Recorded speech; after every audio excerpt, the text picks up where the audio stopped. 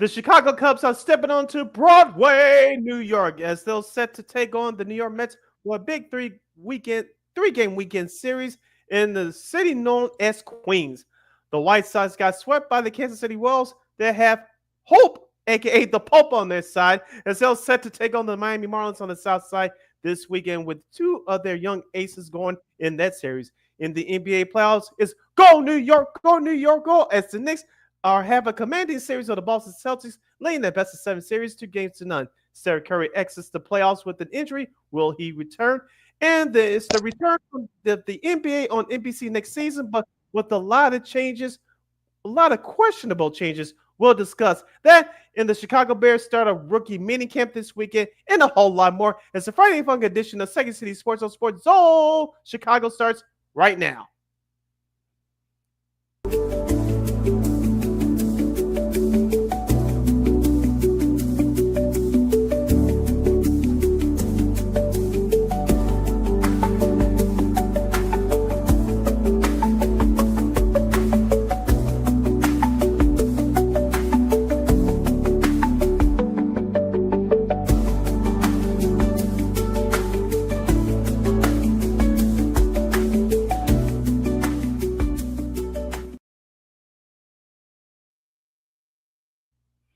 Happy Friday, everyone, and welcome to the Friday Funk edition of Second City Sports.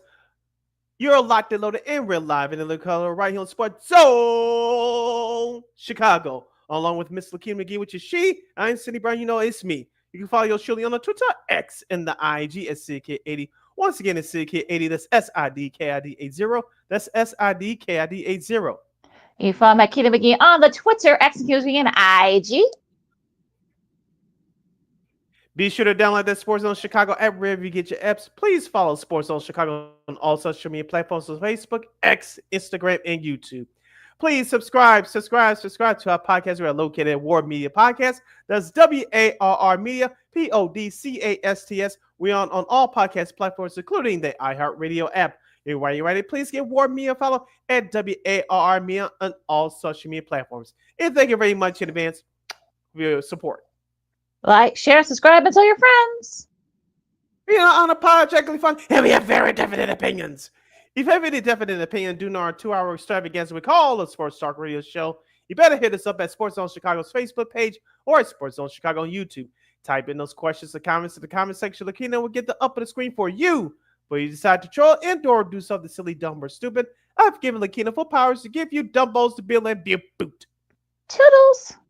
But before we begin, shout out to the replay gang that's checking us out on the replay on our Sports Zone Chicago's Facebook and YouTube pages. But much love to our live gang that's checking us out right now, LIVE live in the living color, also on our Sports Zone Chicago's Facebook and YouTube pages. And don't you ever forget our motto, whether we talk about sports, music, or entertainment, we will provide. And we'll invite you some of the best here on Second City Sports, of course, as we go into sports media news where more stuff is coming out about the details for how NBC is gonna, shore up their NBA coverage. Some of the stuff has us kind of scratching our heads. You got rookie mini camps going on as rookies are signing their rookie deals, and of course you got NBA playoffs as a couple of pivotal game threes are coming up. This weekend, same thing in the NHL. So we'll talk about that. But first, let's go to Diamond and talk some baseball as the Cubs, they didn't have a good week this week. They lost their series to the Giants. The bullpen, they kind of showed we're just really heading those, first couple of those last two games against the Giants this week. But they're still up. They're still up a bit on the in the NL Central. They have a pivotal weekend series coming up.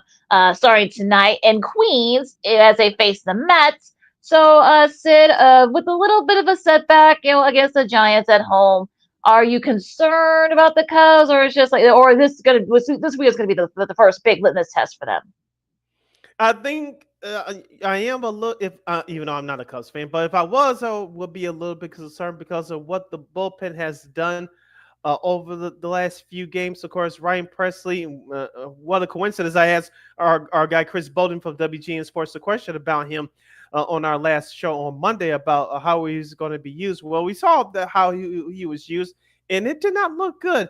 Now you can look at it one of two ways. You could chop it up as a bad night for the bullpen, as the Giants went to score 9 runs there in the 10th inning on Tuesday to win the first game of that series. The next day, the bullpen wasn't actually that bad. They did keep the Giants at bay, but just the Cubs just couldn't get any runs across any runs at home plate. So this bullpen, as we talked about all year long, it still has a lot of work to do. We'll see it against a big time lineup this weekend with the New York Mets, with Juan Soto, Francisco Lindor, Pete Alonso, Brandon Nimble, and some of those other guys. So it is a cause of concern. It's not time to panic just yet. I know Shota Imanaga is going to miss the next couple of weeks due to that hamstring injury. We'll get you the pitching matchups for the series in just a moment, but uh, I don't want to talk about the starting rotation. I do want to talk about the bullpen. I think they will be called upon in this series. This will be another big test. We said Milwaukee last weekend was a big test. They came out of there 2 out of 3. I'm looking for the bullpen to step up this weekend. And can you find an answer at third base? Right now, it's a revolving door in who's going to solidify that position. We'll find out. I think both the questions to those answers this weekend against a much better team than New York Mets.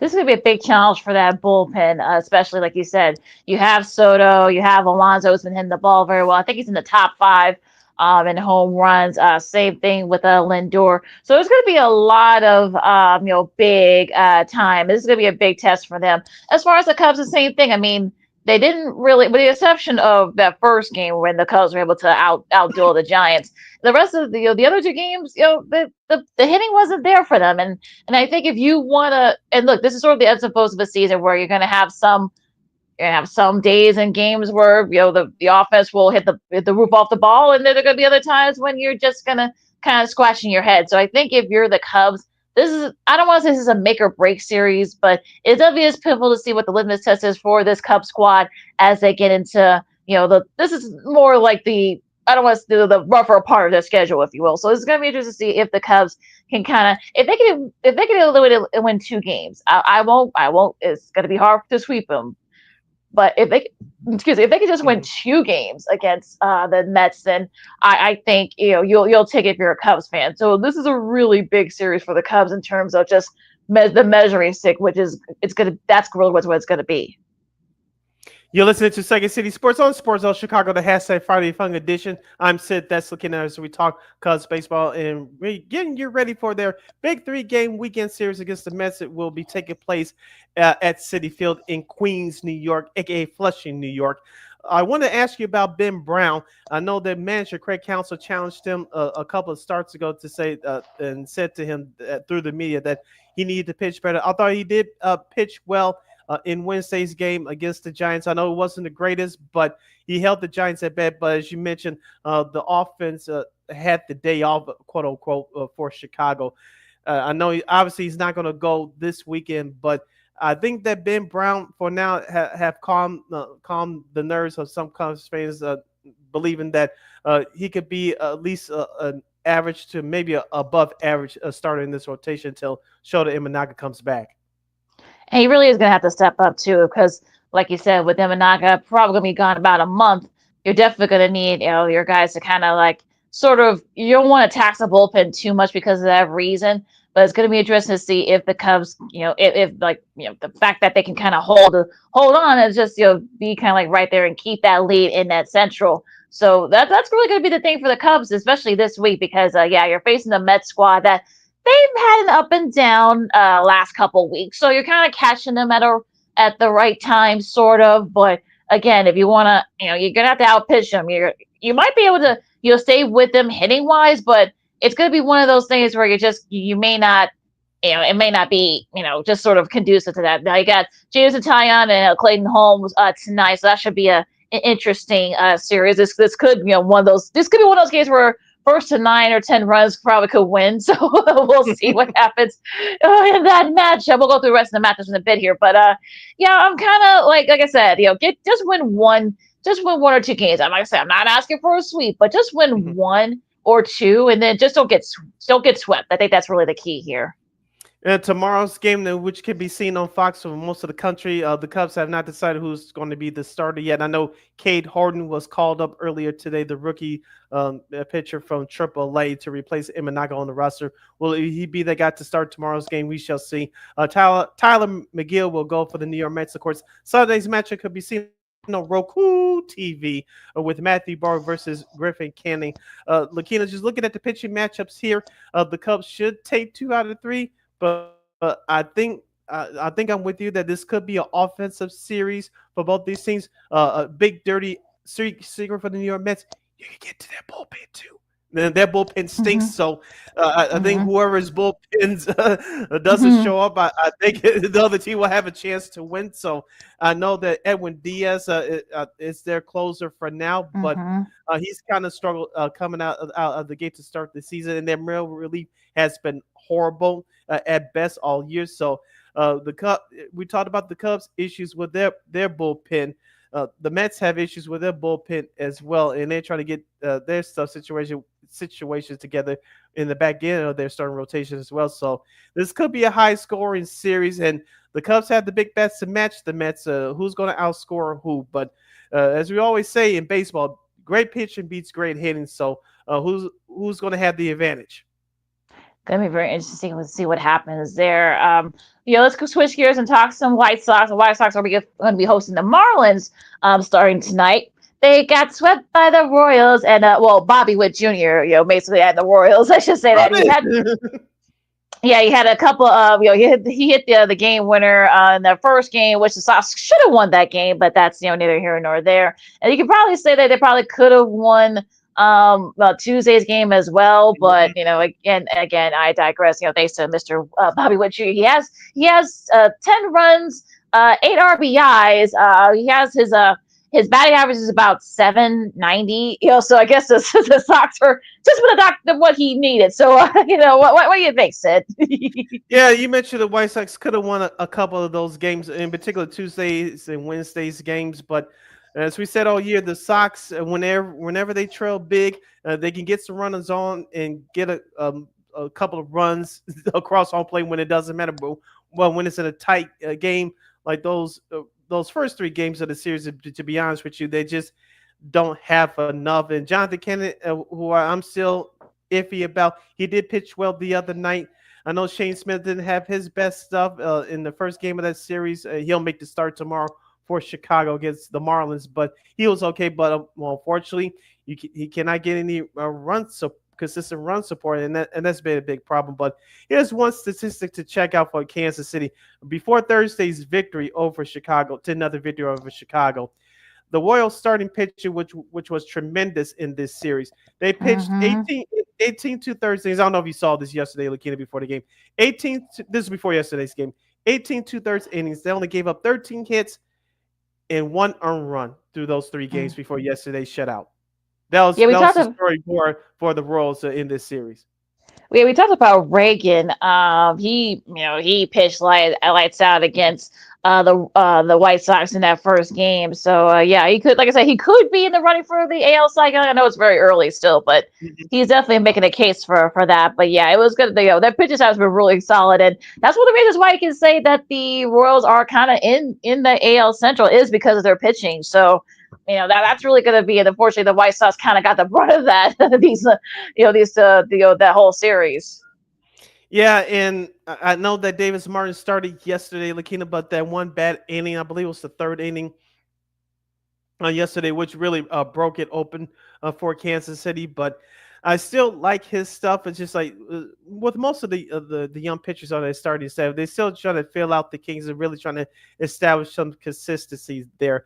I just want to see some consistent offense. I think it was the fifth in the sixth inning where Kansas City really broke the game open. Of course, then they scored 4 runs in the bottom of the 8th to really seal the deal. But I kind of want to see some consistent offense, LaKeena. Luis Robert Jr., I know he has to get it going for obvious reasons. If you're Chris Getz, Andrew Vaughn, he's done. Bring up Tim Elko now. I'm not saying he's going Mm-hmm. to save the season, anything like that, but whatever he's working on, you told him to work on in Charlotte. What else does he need to do to get up here?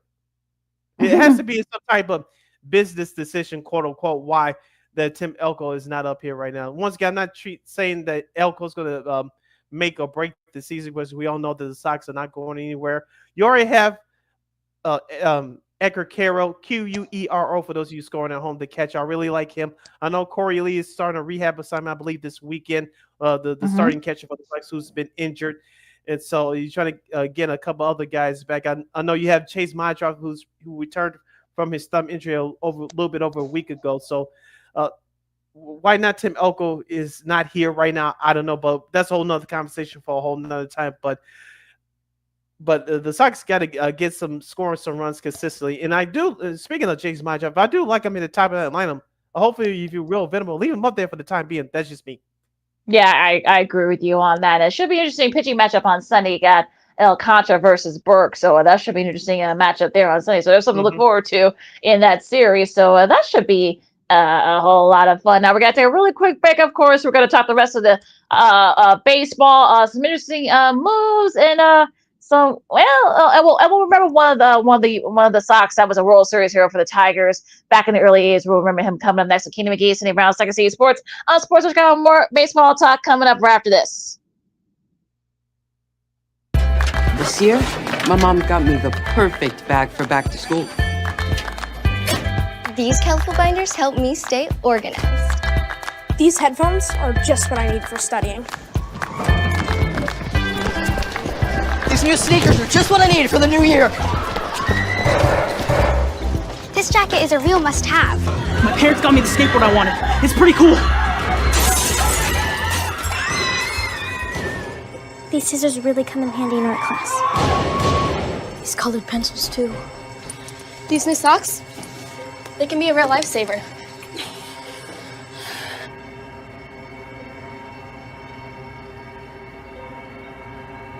I finally got my own phone to stay in touch with my mom.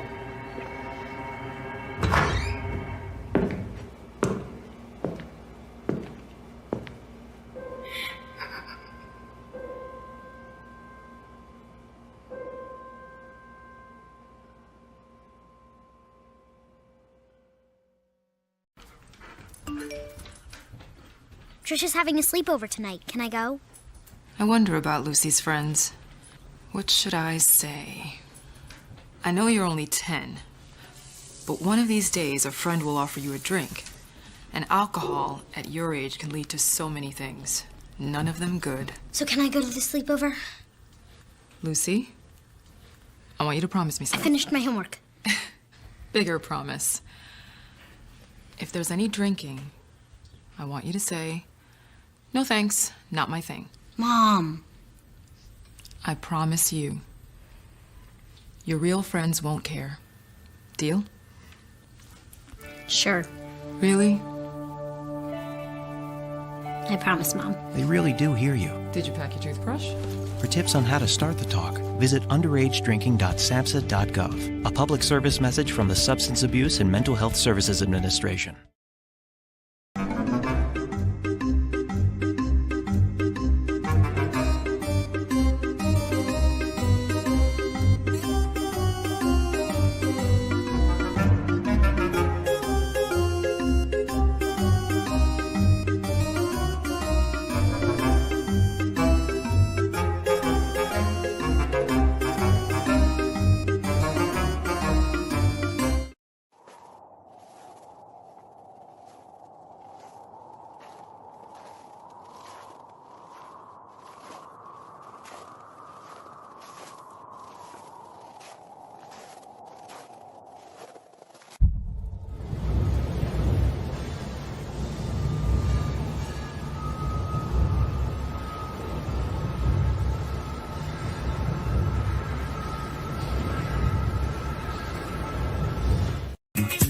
Hey, this is Dr. J, and I listen to Sean and Maya in the morning.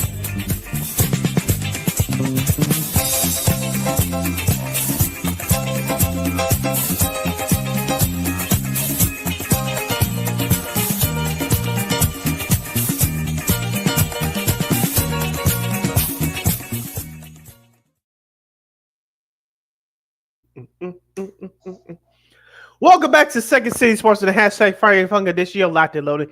And we're live and in living color right here on Sports Zone Chicago. I'm Sid. That's LaKeena. You can follow yours truly on the Twitter, X, and the IG at SidKid80. Once again, it's SidKid80. That's SIDKID80. That's SIDKID80. You follow McGee McGee on the Twitter, X, and the IG. Yes, we can continue the talk of baseball from around the league, from around the world of Major League Baseball. If you have any questions or comments for us, if you have any leftover Sox or White Sox the nuggets or comments as well, you can hit us up at Sports Zone Chicago's Facebook page or Sports Zone Chicago on YouTube. Type in those questions or comments in the comment section of the keynote. Get the up of the screen for you. All right, Sid. Let's go to the rest of the league, and the AL East is getting interesting. The Yankees are still hanging on against the Red Sox, and I know the Rays didn't have a good week this week, but yeah, what's your synopsis of the AL East? Yeah, it looks like the Red Sox are starting to take off. It was nice to see Liam Hendricks on the mound again for the Red Sox. I know Lucas Giolito, former White Sox player, pitched the other day, but it looks like their offense is starting to get. Excuse me. It looks like their offense is starting to get it going with Rafael Devers, my guy, now at the DH. You have Alex Bregman, their new free agent signing. He looks like he's starting to come on as well. So after struggling for the last couple of weeks, it looks like the Red Sox are back on track. The Yankees, they're going to be there. They almost had a no-hitter the other day against the Padres in a very interesting series there. I want to talk about Baltimore a little bit. If you didn't believe us that their starting pitcher was their Achilles heel, you saw that series this week against the Minnesota Twins. They gave up 19 runs. The whole gave up 19 runs in that 3-game series sweep against the Twins. So it's not looking good for Baltimore right now. Can they get out of it? With that offensive talent, you would say yes, but you still need some sort of starting pitching. Right now, they're just not getting it. Yeah, and I know some people say, could the Baltimore's window be closing right now? I don't know. I mean, look, you got Jackson Holiday is still, still killing it in the hitting, and so is Mullins. So I don't think it's kind of hard to tell when it comes to Baltimore what the issues are. I mean, the pitching. Look, we've been saying this for like the last 3 years. That's what killed them. In their the last couple of years, especially in the playoffs. So I think unfortunately it's kind of reared its ugly head now, and I think that's been a problem.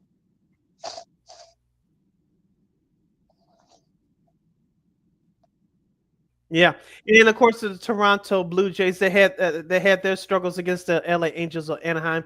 So and as I said, you should watch out for the Blue Jays.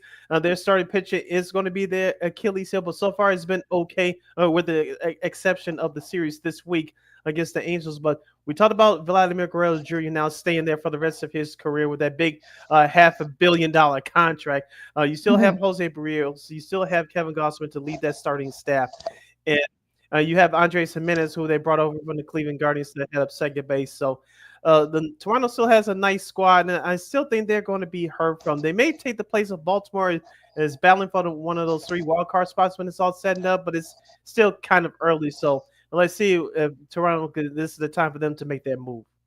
Should be interesting there for them. And as a Central, I know Detroit. I know they swept the Rockies, but that's fine. I mean, look, you take care of business against the team that you're much better than. They've been hitting the ball very well, and also their pitching is really solid. So I think Detroit, like I said, Cleveland's still right there. So I don't think they had a good week too. So I don't think they're gonna run away in that division.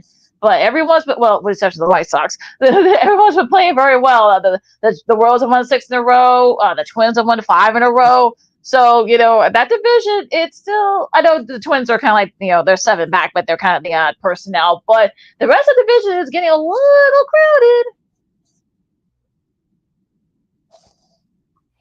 Yeah, mention about the Detroit Tigers. If you're a good team, and I picked them to win a division. If you're a good team, you take care of your opponents. They are sub 500, and they did that, sweeping that doubleheader yesterday, winning that series. Looks like I told you they don't have much home run power in their lineup, and they still don't. But they definitely hit well with the runners in scoring position. Tariq Skubal and Mice, the top 2 pitchers on their staff. Tariq Skubal, I think he's another candidate for AL Cy Young, along with Reagans from Kansas City. So you had to watch out for Skubal. But the Tigers bullpen was still, I believe they had a 1.32 ERA during their 10-game one trip, which went 7-3. I told you last year I like their bullpen. I like it more this year, and that's definitely going to keep you in ball games. If you get that bullpen to lead in the 7th, to 8th, the 9th innings, teams like that is going to be very hard to beat. Yeah, very hard. So it'll be interesting. Get a little interesting in that division there. Though the AL West is getting interesting too. The Mariners, they won 2 out of 3 against the A's. And also too, they start the speaking of Toronto, they start their series against Toronto tonight. They host in Seattle. That should be a fun series. The battle of the young guns. So I think look, Cal Raleigh's been really good. I think he can. I don't want to say, AL MVP, but he's definitely been making a case there. The pitch, he's actually been pretty good too. So that was a thing that killed him last year. So yeah, I think the Mariners, I'm not going to give them the division because the A's are right there. Houston, they're starting to come up a little bit. But yeah, I think that West is getting a little interesting. Yeah, we're talking about Houston scuffling. I know they had their troubles with the Milwaukee Brewers earlier this week, and Seattle, you mentioned about them taking 2 out of 3 in their series, and don't forget about Jeremy Rule. Shout out Robert Flores at MLB Network who did it first. But I'm gonna do it here. Can you woo? Shout out Jeffrey Osborne 86. He's been pitching well in that Seattle rotation. So as we talked about before the season, LaKeena, your Mariners, can they have some consistency with their offense? It looks like they found it, at least in the last 2 weeks.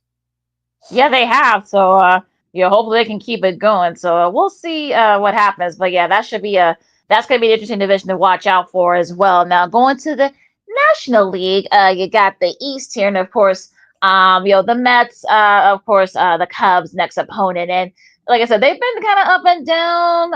Like I said, this last week, but like I said, it's going to be a tough series for them. So I'm not gonna. Too much about that. Now it looks like the Phillies are starting to I know they won 2 out of 3 against the Angels, so that was definitely a tough series. The Angels, the Orioles. Oh my bad, the tough. That was a tough series for them, but they did sweep them, so that's helped them a little bit. Now the Phillies, though, is interesting because I think the Phillies are going to be one of those teams. We were a little worried about. I know Philly fans. I know a couple of Philly fans. They were a little worried about them early on, but they're starting to get it going. They're only 1.5 back. So, but yeah, Atlanta, they're starting to kind of come up a little bit too. So, but then, it'll be interesting to see what happens. But yeah, that division is getting interesting. Yeah, with the Mets showing their flaws, Philadelphia was able to take advantage, sweeping the Rays, as you mentioned, down there in that Cracker Jack box and down there in St. Petersburg, the home of the Rays for this year due to their original stadium being damaged by the hurricanes last fall. Kyle Schwarber is really swinging the bat very well. You'll hope that Aaron Nola will turn around after starting the year 0-5. Still like their starting rotation, especially with Zach Wheeler, they're very heading up that staff. And Alvarado, their closer, I really like him a lot coming in, shutting things down. So Philadelphia still is a very competitive team. You mentioned the Atlanta Braves, who I kept my eye on all year. I know Ronald Acuna Jr. is not back yet, but he'll definitely help once he gets back. They took 3 out of 4 against Cincinnati, including winning the series last night in the 11th innings with my guy, Ozzie Obley, so scoring the game-winning run in the bottom of the 11th there. So Atlanta, we said that when they got off to that bad start, this is not who they're going to be. They're currently 1 game under 500, and once they get Ronald Acuna Jr. back and they can figure out the rest of the end of their starting rotation, I think this team can take off as well. We said coming into the year that this NL East division is going to be very competitive. And once guys get healthy, I see no shortage of that once as the season continues. Going to be very interesting as the division goes on in that division. Now the Central, look, Milwaukee kind of had an up and down week, but the Cardinals they've won 5 in a row. Keeping my eye on them. They got a lot of I don't want to say no name guys, but they got a lot of guys that you really aren't household names, but they're kind of hanging in there against the Cubs. So gonna be very interesting. Yeah, I'm keeping my eye on the Cardinals though. Yeah, Mason Wynn in a Rookie of the Year candidate from last year. He's still on there. You have Donovan, and you have Wilson Contreras, a former Cub from your original team, LaKeena. So they still have guys that know how to get it done. And their starting pitching is actually starting to turn around a bit. Will it be like last year when they got on the hot streak and they were competitive for a while before they fell off? I don't know, but like you said, they're quietly doing it right now, and so we'll see what happens with them. You mentioned about Milwaukee and Houston. We mentioned about the Cubs losing 2 out of 3. Of course, Cincinnati lost 3 out of 4 in Atlanta. Even though I still like Cincinnati to be one of those 3 wildcard teams in the NL this year. So as we said, regarding the Chicago Cubs, even though the toughest part of your schedule was over in April, you still got to compete in the NL Central. And speaking of the NL Central, I know the Pirates fired their manager earlier today. So their ownership has done some dumb stuff throughout the last several years and a couple other stupid things to start off the year. But they fired their manager earlier today. So will this help them turn it around? I don't think so. That's just me. Yeah, they've lost 7 in a row. That's one of the reason for the firing earlier this week. But it was going to be interesting though, because like I said, they don't want to spend, so that's another issue for the Pirates. I know Pirates fans are not very happy about that, but it's going to be interesting to see what they do here. But yeah, that's going to really, I don't know if it's going to do any good, but we'll see. Yep, in the NL West, you still have the Dodgers and the Diamondbacks that did battle early this week. Of course, we talked about the Yankees and the Padres. The Padres on their road trip throughout the East Coast, Colorado. We talked about them being swept by the Detroit Tigers. I still say that it's the Dodgers division to lose, but if San Diego, if they can stay healthy, in particular Fernando Tatis Jr., they're going to give the Dodgers all they can handle. Of course, the San Francisco Giants, as we mentioned earlier at the top of the show, they took 2 out of 3 from the Chicago Cubs. Like I said, I think the Dodgers I think it's a good thing the Dodgers are not running away with this division, right now. Well, mainly because of injuries too. I mean, they've had a lot of injuries, so that's probably one of the reasons why they're still, we got the Padres are good. The Giants, we'll see if they're still going to be in it by the end of the month. We'll be interested to kind of see when will all this kind of when will the Dodgers kind of get kicking into gear once everybody comes back. So that's kind of like the thing that but this is actually not a bad thing if you're a Dodgers fan. I know Dodgers fans are freaking out, but I think this is not a bad thing because it shows that look what happened last year. I mean, look, they got battle tested, and of course they ended up winning it all. So this could be the same case here. We'll see. Yeah.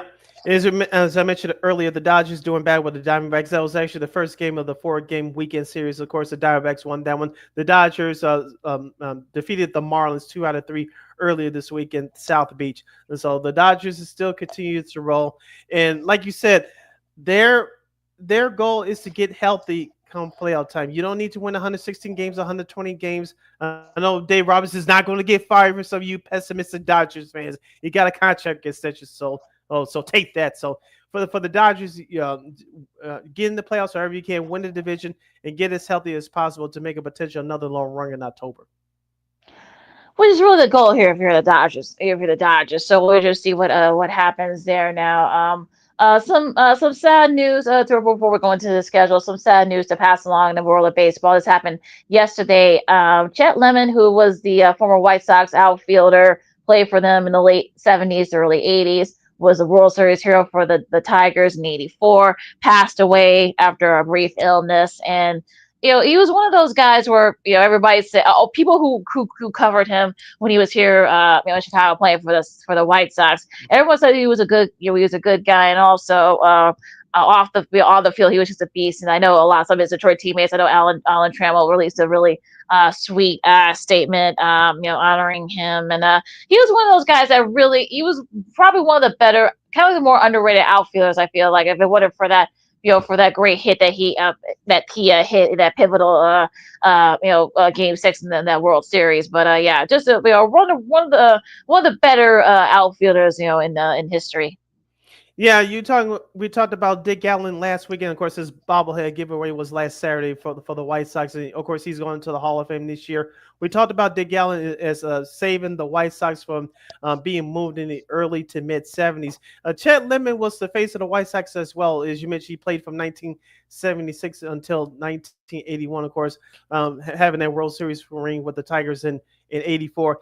Chet Lemon was one of those quiet guys that really went on and did his job. And he was part of their White Sox renaissance in the 70s as well. I know the Sox didn't make the playoffs during that decade, but he was one of those guys as fans came to see in the 70s, along with the late, great Dick Allen, Hall of Famer. So he wasn't a big guy that gloated or I wanted the attention Mm-mm. or look at me, I'm this big alpha dog and all this other Yeah. foolishness. He was a professional that went out and did his job, and then the results showed for it.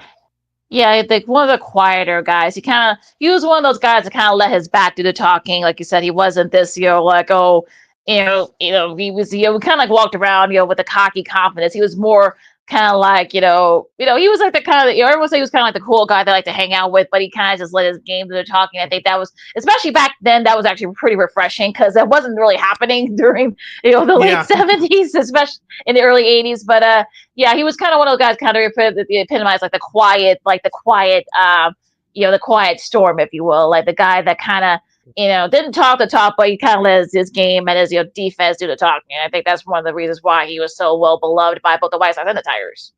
Yeah, I'm sure the White Sox will give a moment of silence before tonight's game against the Miami Marlins. Of course, what a coincidence that this is the White Sox 125th year of celebrating the franchise. I know they'll do the right thing and have a moment of silence for Mr. Chad Lemon before tonight's series opener against the Miami Marlins. And I'm sure because I know Detroit, they faced Texas, starting tonight. So I'm sure they'll do something for him as well, and I'm sure they'll they'll honor him, and such. So down the line. So yeah, I think both teams will do just that. All right, and looking at the schedule going into this weekend's series for across America in Major League Baseball, the Atlanta Braves and the Pittsburgh Pirates will do battle for the Steel City. As you mentioned, the Detroit Tigers will host Texas. The Washington Nationals will host the St. Louis Cardinals. That first game will be tonight at 5:45 on Apple TV+. The Tampa Bay Rays will face the Milwaukee Brewers. As we mentioned earlier in the segment, New York the New York Mets will host the Chicago Cubs. The Cleveland Guardians will host the Philadelphia Phillies in an interleague matchup. The Kansas City Royals will host the Boston Red Sox. A very interesting series there. Of course, we talked about the Southsiders hosting the Miami Marlins. Cincinnati will travel to Houston. San Francisco will face the Minnesota Twins. That first game tonight can be seen on Apple TV at 7:10. The rest of the schedule looks like this. San Diego will continue their road trip. They'll face Colorado. Baltimore will face the Los Angeles Angels of Anaheim. The Dodgers will continue their 4-game weekend series at Arizona. Toronto will face LaKeena Seattle Mariners. And the New York Yankees will travel to that sandbox out there in Sacramento to face the Oakland A's of Sacramento. All right. Of course, said coverage y'all with the Apple TV Plus games. The Fox games of the week, you got, of course, as we mentioned earlier, most of the nation will get Cubs and Mets. Also, the Giants and the Minnesota. Rest of you guys, probably in California and Minnesota. And the last game of that Cubs Mets series will be on Roku. So if you get the Roku app, we'll be able to watch that series. That'll be at 11:05. On Sunday, the rubber match there, and Sunday Night Baseball. If my device here I'm using cooperates, it's a little slow. Sorry, it will be the Phillies and the Guardians. So that'll be at 6:00. That should be a fun series too, and we'll see how these two teams match up. Could this be a World Series matchup? We'll get a few months before that happens, but it could be. But yeah, it should be an entertaining season, though. You got Zach Wheeler against Luis Ortiz. That should be a fun match to finish up that series. All right, and that's your weekend. Look at the weekend series around Major League Baseball. You're listening to Second City Sports on Sports Zone Chicago City. LaKeena here with you. LaKeena, we have a few minutes left before we shut down hour number one. Let's get into some NHL. Let's do that hockey in the Stanley Cup Playoffs.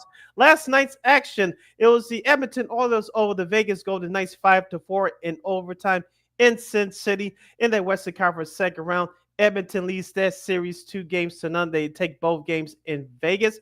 And the Washington Capitals defeated your Carolina Hurricanes 3-1 in that second round series in the Eastern Conference side of things. That series is tied at 1 game apiece. Two takeaways here. The Vegas Golden Knights have really broken down defensively. Edmonton has really woken up. Excuse my bad English if that's bad English. Edmonton's really gotten on the roll ever since beating the Kings in that 7-game epic series. On the flip side, the Washington Capitals, after dropping game one, responded back with a big win in game two on home ice. Yeah, that was after they stole that series, that first game, that series, and I know I saw that there were some people in DC that were already kind of like freaking out, like, oh my god, and then of course Ovi, that wasn't his best game, so people were already kind of like, oh, what's going on here? But that's what you do, that's what good teams do. You bounce back against a team that you should beat. I know, like I said, I know I love that Carolina Hurricane squad, just because of their greatness, their tough. Of course, they get that from their coach Rob Brindamore, because we know how big of an enforcer he was back in the day. But look, I mean, they're the Capitals are the better squad, so they should be able to win this series. But I think that kind of woke them up a bit. So we'll see, in Game 3, because that's a pivotal Game 3 coming up this weekend.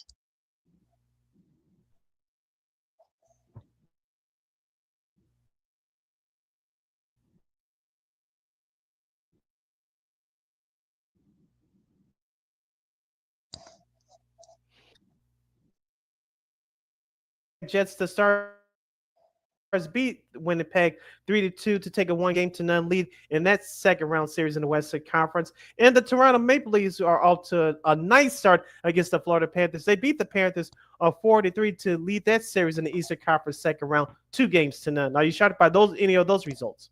No, not really. I mean, I think the Jets won, but yeah, we saw them struggle against St. Louis, so I'm not surprised, unfortunately, with that one. So the Jets better get together, because this series is going to end pretty quick if they don't. So we'll see.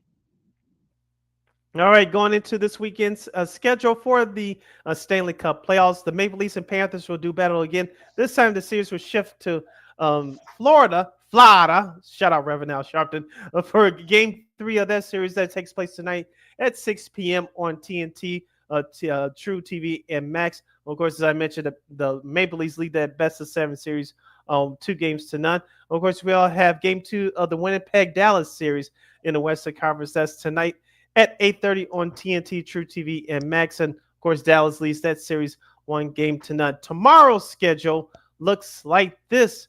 Capitals and Hurricanes, Game 3 from Carolina.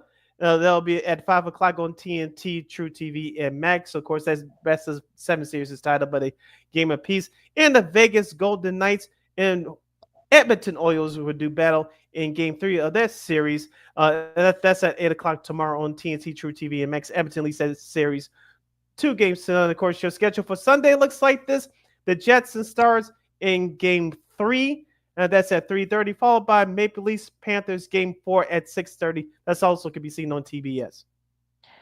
Some pivotal Game 3s coming up, so let's see what happens over the weekend. And shout out to former enforcer Chris Pronger. He did a great job, there with on ESPN's during their coverage this week on Tuesday and Wednesday with Steve Levy, PK Subban, and of course 6-time Stanley Cup champ Mark Messier. Of course, Pronger has a couple of Stanley Cups himself. Yeah, I know he has a podcast that's been doing very well. I know people have been wanting him to do stuff for television. So I think they have a nice little chemistry there. So maybe during the conference finals we'll see him again. But I just want to give him a shout out. Yeah. And shout out to our guy Brandon Schutz in the chat. He asked, we said that the Astros are facing Cincinnati this weekend. Yes, they are. So Astros and Cincinnati will have their weekend battle from the city of Houston. And real quickly, Anaheim Ducks have a new head coach. His name is Joel Quenneville. Of course, he won 3 Stanley Cups with the Chicago Blackhawks. He won one as an assistant coach with, I believe, the Colorado Avalanche. LaKeena, I know he was the coach of the Florida Panthers before that whole Kyle Beach situation had his job axed there for a few years ago. But how much time will he get to turn that Duck situation around? It's been Anaheim, the Blackhawks, and of course the San Jose Sharks have been struggling for the last few years. So Joe Quenneville named new head coach of the Anaheim Ducks. I'm not going to say he's going to give him all the time that he needs, but I'm sure in the next 2 or 3 years, if they don't have that situation turn around, he'll be out the door. But first of all, congratulations on him getting the job, but he has a tall task ahead of him. Yeah, it's going to be very demonstrative, task for that one. So I know Anaheim's been they've been just as bad as the Blackhawks have been the last few years. So definitely task there. Also, speaking of the Blackhawks, to get the number 3 pick, so they'll be in the top 3 again in the NHL draft. The Islanders go from 10 all the way up to 1. I guess the way they did it this year was, I guess when the Blackhawks and the Sharks won, they had to be some changes. So they actually did it like live on the fly. It was a little bit weird. So, the Islanders, they get the there were some people that were doing that, especially a couple years ago. But yeah, so the Hawks get number top 3 pick. They still don't have a coach. Derek Fagan, who actually our buddy Chris Bone mentioned, perhaps maybe as the guy to perhaps get the head coaching job while he's staying in Denver. He just got to sign a new contract extension to stay stay with Denver. Their university hockey team. So so no update there. So I don't know, but will they have a coach by the time the NHL draft starts in a few weeks? Who knows? As of right now, I'll say no, and that's pretty bad. That is pretty bad. So so we'll give you guys an update on that one. But like I said, no new changes there.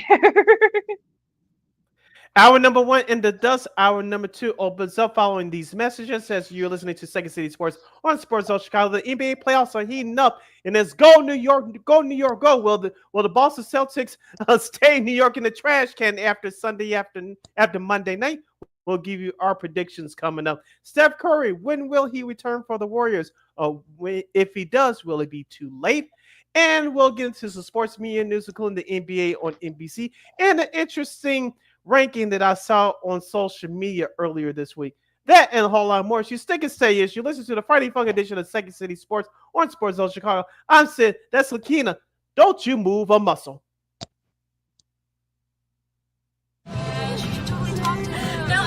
I'm scared. You're so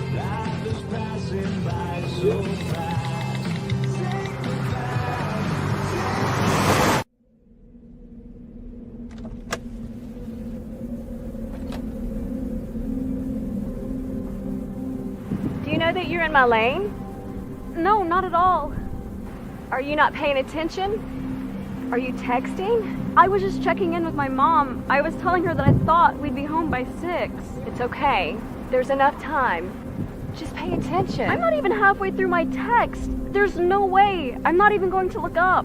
My babies are in the car. You have to pay attention. It's just supposed to be a quick text. I'm so sorry.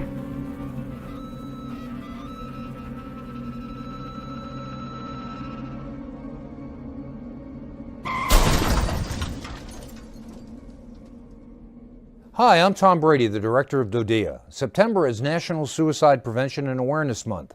The simple act of reaching out and caring for those in our communities is something we all can do. Just being there for someone you care about can be a tremendous first step in getting them access to confidential resources and support that they need.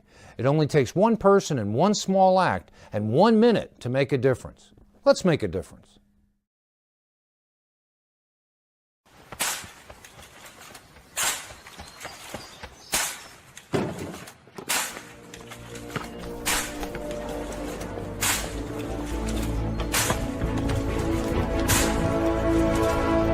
Move it!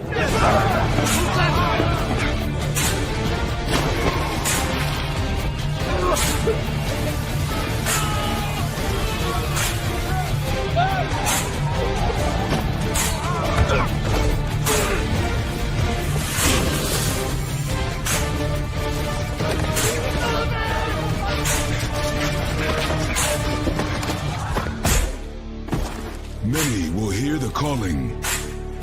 Few will earn the title. United States Marine. The few, the proud, the Marines.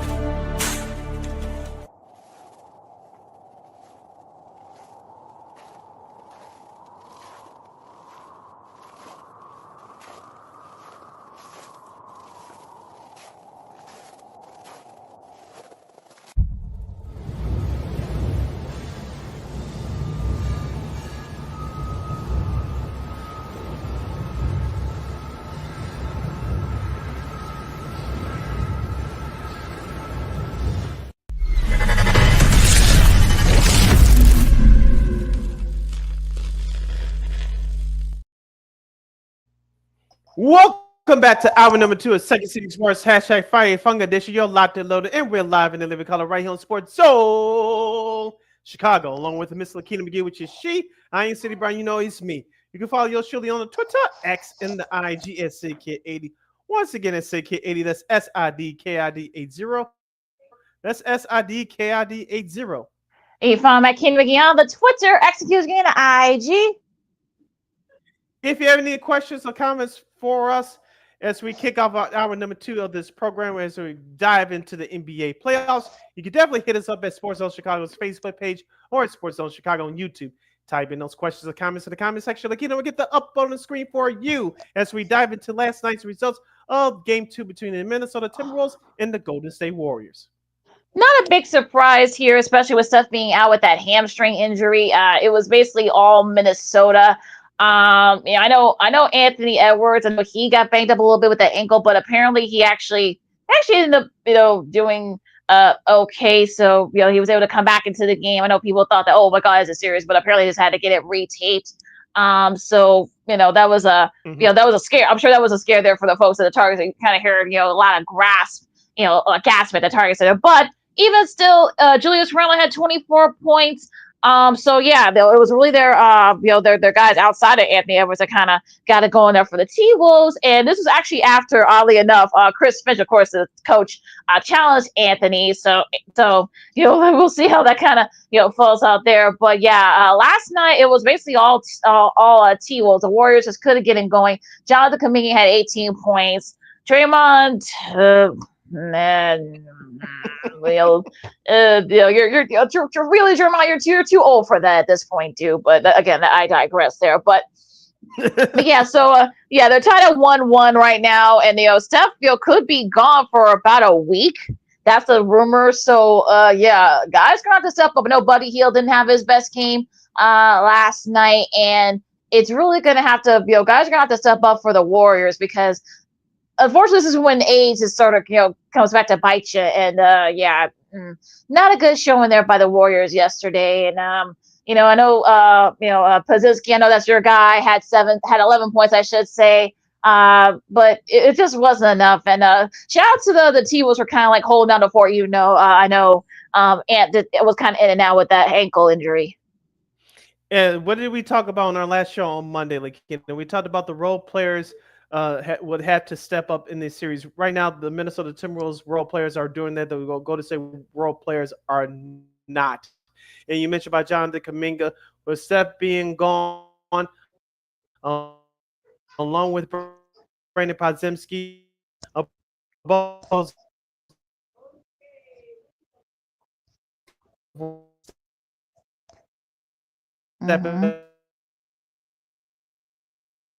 that's the shifts now to again on their day point at 26%. But the Timberwolves, they took a page out of OKC's book. We'll get to OKC in just a moment. But Minnesota took a page out of OKC's book. They shot the ball very well. They were very active on defense. You mentioned about the role players. Jay McDaniels had a great game last night. He had 16 points.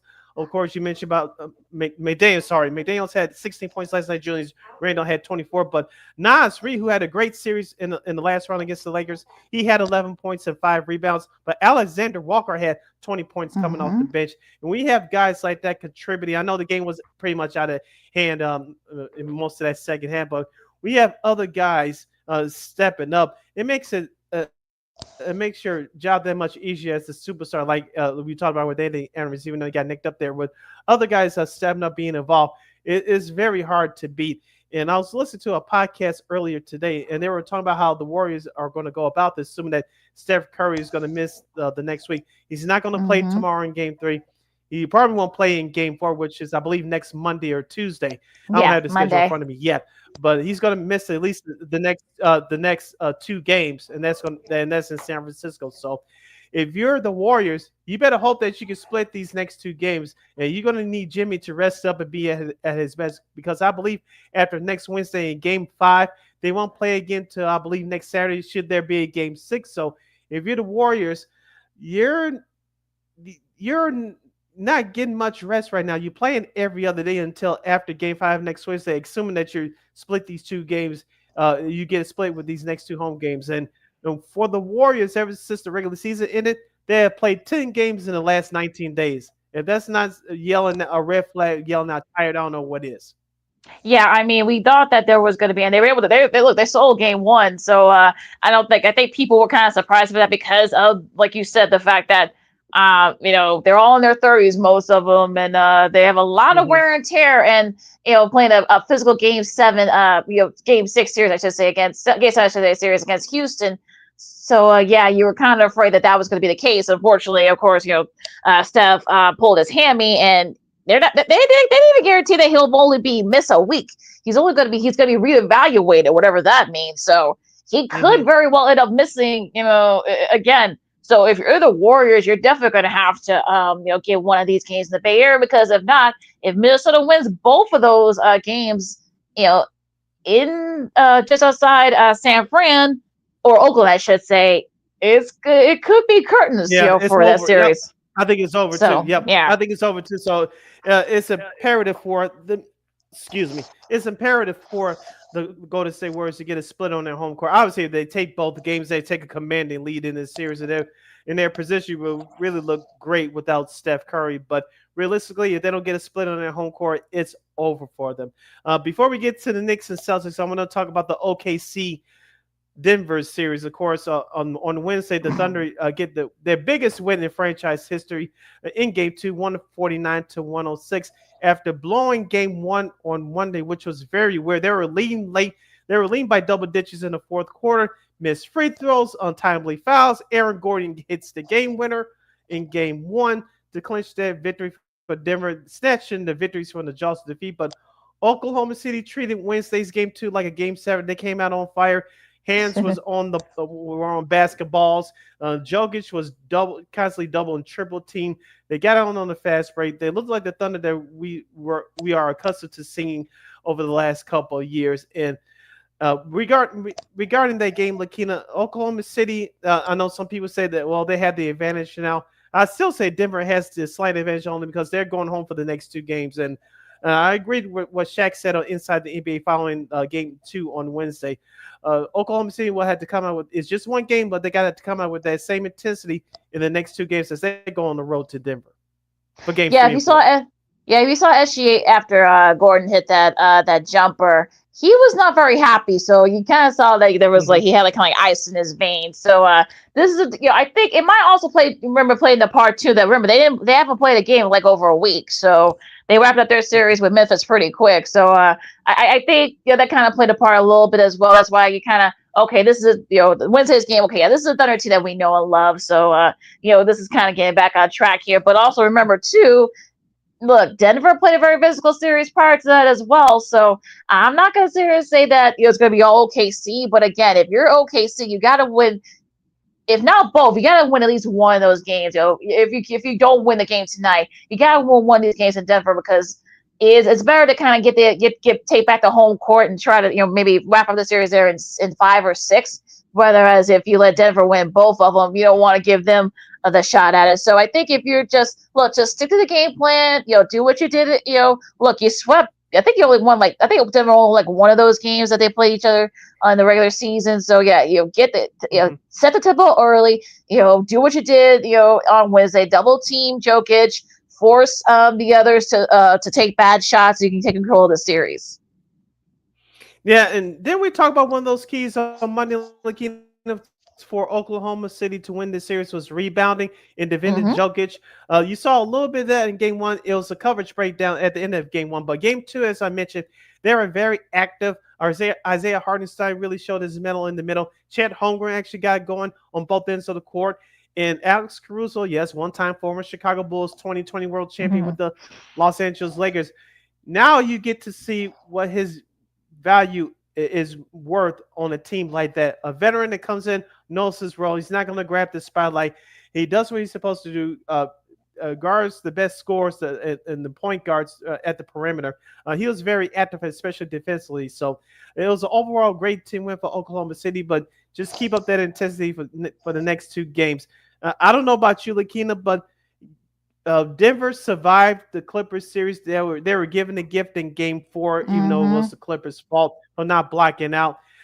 uh, you kind of get that sense, at least I did anyway. They got a gift in game one because they were supposed to lose that one. But even though Denver is still a good team, I get that feeling that they're really running on fumes here because Oklahoma City was better than what they were in game one. We saw what they did in game two, but if you coach D for OKC, that's just one game.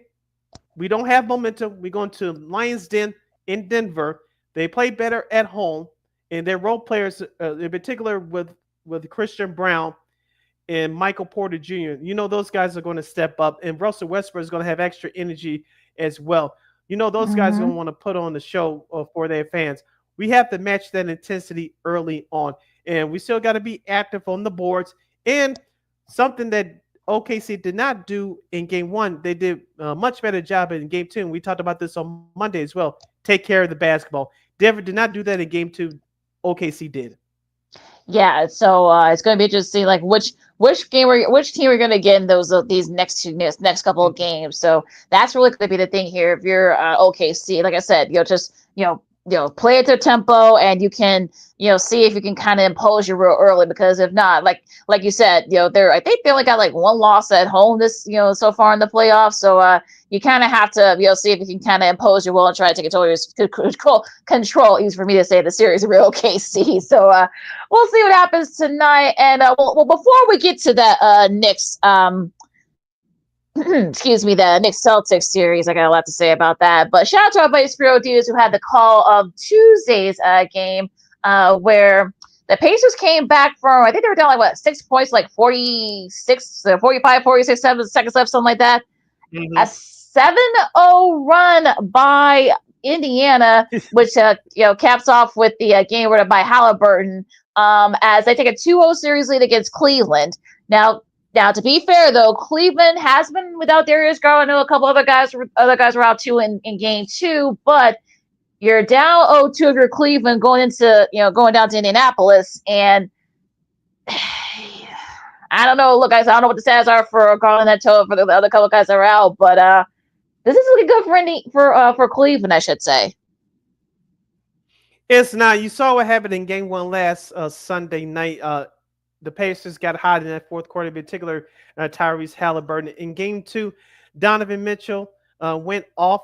He scored 46 points. Let's see if they will pull it up here. Yeah, he scored 48 points, I should say, in game two.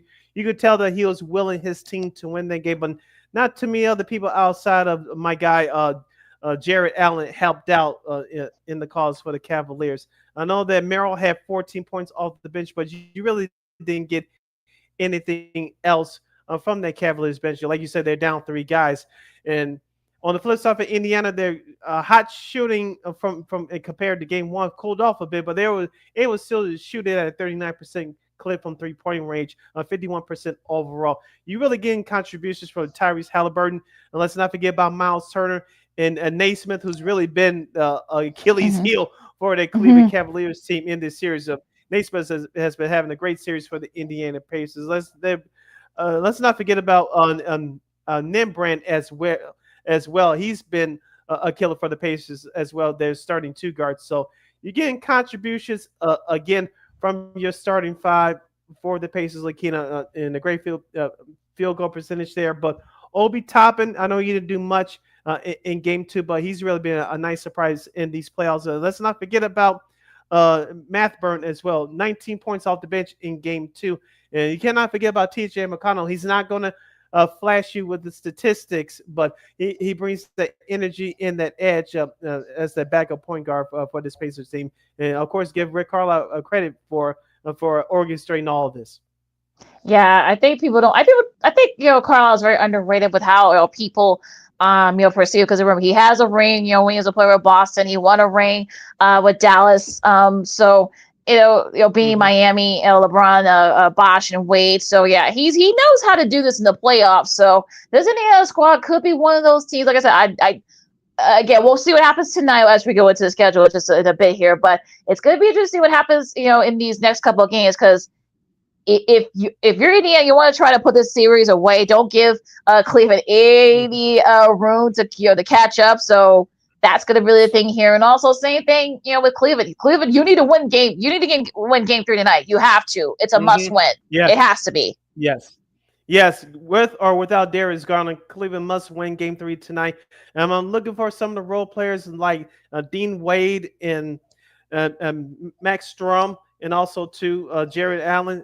Like I said, he was only the other person that gave a damn that helped out Donovan Mitchell in the scoring department. But I'm looking at Ty Jerome. He had a heck of a series in that first round against Miami in Game 1. That was. I know he had some other great moments in that series too, but he needs to step up as well. So. Max Struss, I should say. Max Struss, Ty Jerome, and Dean Wade. I'm looking for those 3 guys to step up tonight because, like you said, LaKeena, Game 3 is a must-win for Cleveland tonight. Let's see what their new head coach, Kenny Atkinson, who's deserved all of his flowers this year, no doubt. But this is his true test right now, losing both home games in the fashion that they did. Let's see if you can still win at the stadium formerly known as Conseco Fieldhouse. So it's going to be a tough atmosphere tonight. Indiana can smell it. Let's be honest here, LaKeena. Yes, the Pacers are a good team. As I told you, watch out for them at the when we had our show at the All-Star break back in February. Watch out for them because they could be dangerous in the playoffs. Right now, they're up 2-0. This series is not over yet, but Cleveland desperately needs Darius Garland back in their lineup. But with him or without him tonight, this should be a Game 7 for the Cleveland Cavaliers. That's going to be a hostile environment as the formerly known as Conseco Fieldhouse. The Pacers can smell it. They're playing with so much confidence, and I think their fans are ready to explode. Let's see if the Pacers can follow their fans' lead. But Cleveland they have to set the tone early and had to be very active defensively, especially at the perimeter, because if Indiana has another strong game again, this series could be over by the time we come being here on Monday. You listen to Second City Sports on Sports with Kyle LaKeena, McGee, City Brown with you as we some NBA playoff talk. And, of course, let's go to the Boston Knicks series. Actually, it's been pretty entertaining. Well, it depends on who you're. Yeah, I will say if you're a Knicks fan, you're coming back from 20 points down. But if you're the Celtics, you're up 20 points, not once, but twice. And you come back.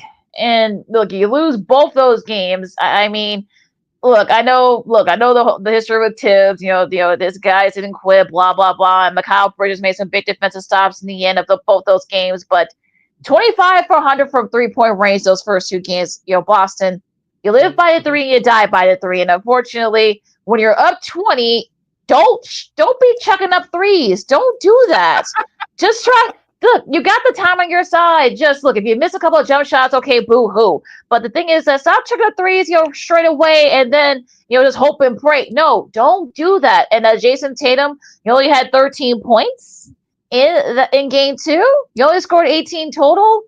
All the haters of yours, that's not helping. So, and look, I think I'm just like, they play tomorrow, so they've had an extra day to kind of stew on those 2 losses. So if you're Joe Mazzulla and the Celtics, you got to, because that MSG is going to be rocking tomorrow night, I should say. It's a 2:30 game, but is it on that night instead of the afternoon? I don't. Well, I think they made the schedule beforehand, so I don't know what happened there, but it's a little strange. But I guess they thought Steph was gonna. Well, we'll discuss that a little bit more in a second here. But yeah, that whole thing was just kind of sorry, Boston. You should be up 2-0 right now at the very least. So that's on y'all. Yeah. I'll go jump over to the New York Knicks side of things here. You haven't played well. At least haven't started off well, and you won both those games. Great comebacks. In both those games, you won it in overtime, 108-105, of course, 91-90 on Wednesday. Jalen Brunson, if not the best closer in the league. He showed his worth once again on Wednesday in Game 2.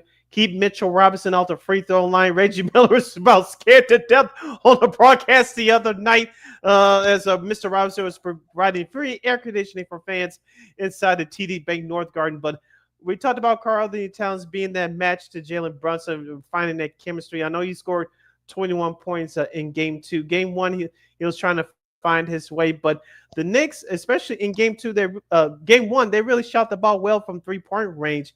In Game 2, they only shot it at a 29% clip. But LaKeena, I don't know about you, but the Knicks were very active in game two, especially in the rebound department, with 46 rebounds overall.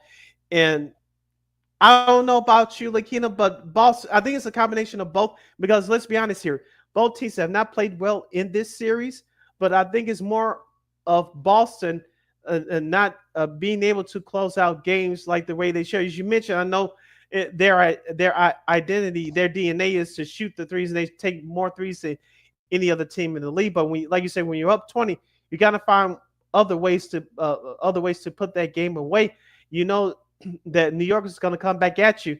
And let's give a shout out to OG Anunoby and Mikal Bridges, as you mentioned. He has stepped up too as well. Josh Hart, we all know he cannot shoot a jump shot, but he leads the league in offensive rebounding, and his rebounding has been key as well. So the New York Knicks, yes, it's been all overall a great team effort, but it's a combination of things. Boston choking in the last few minutes in both those games, and the Knicks we're basically coming up with big baskets and turning it up defensively when they had to in those fourth quarters of both those games.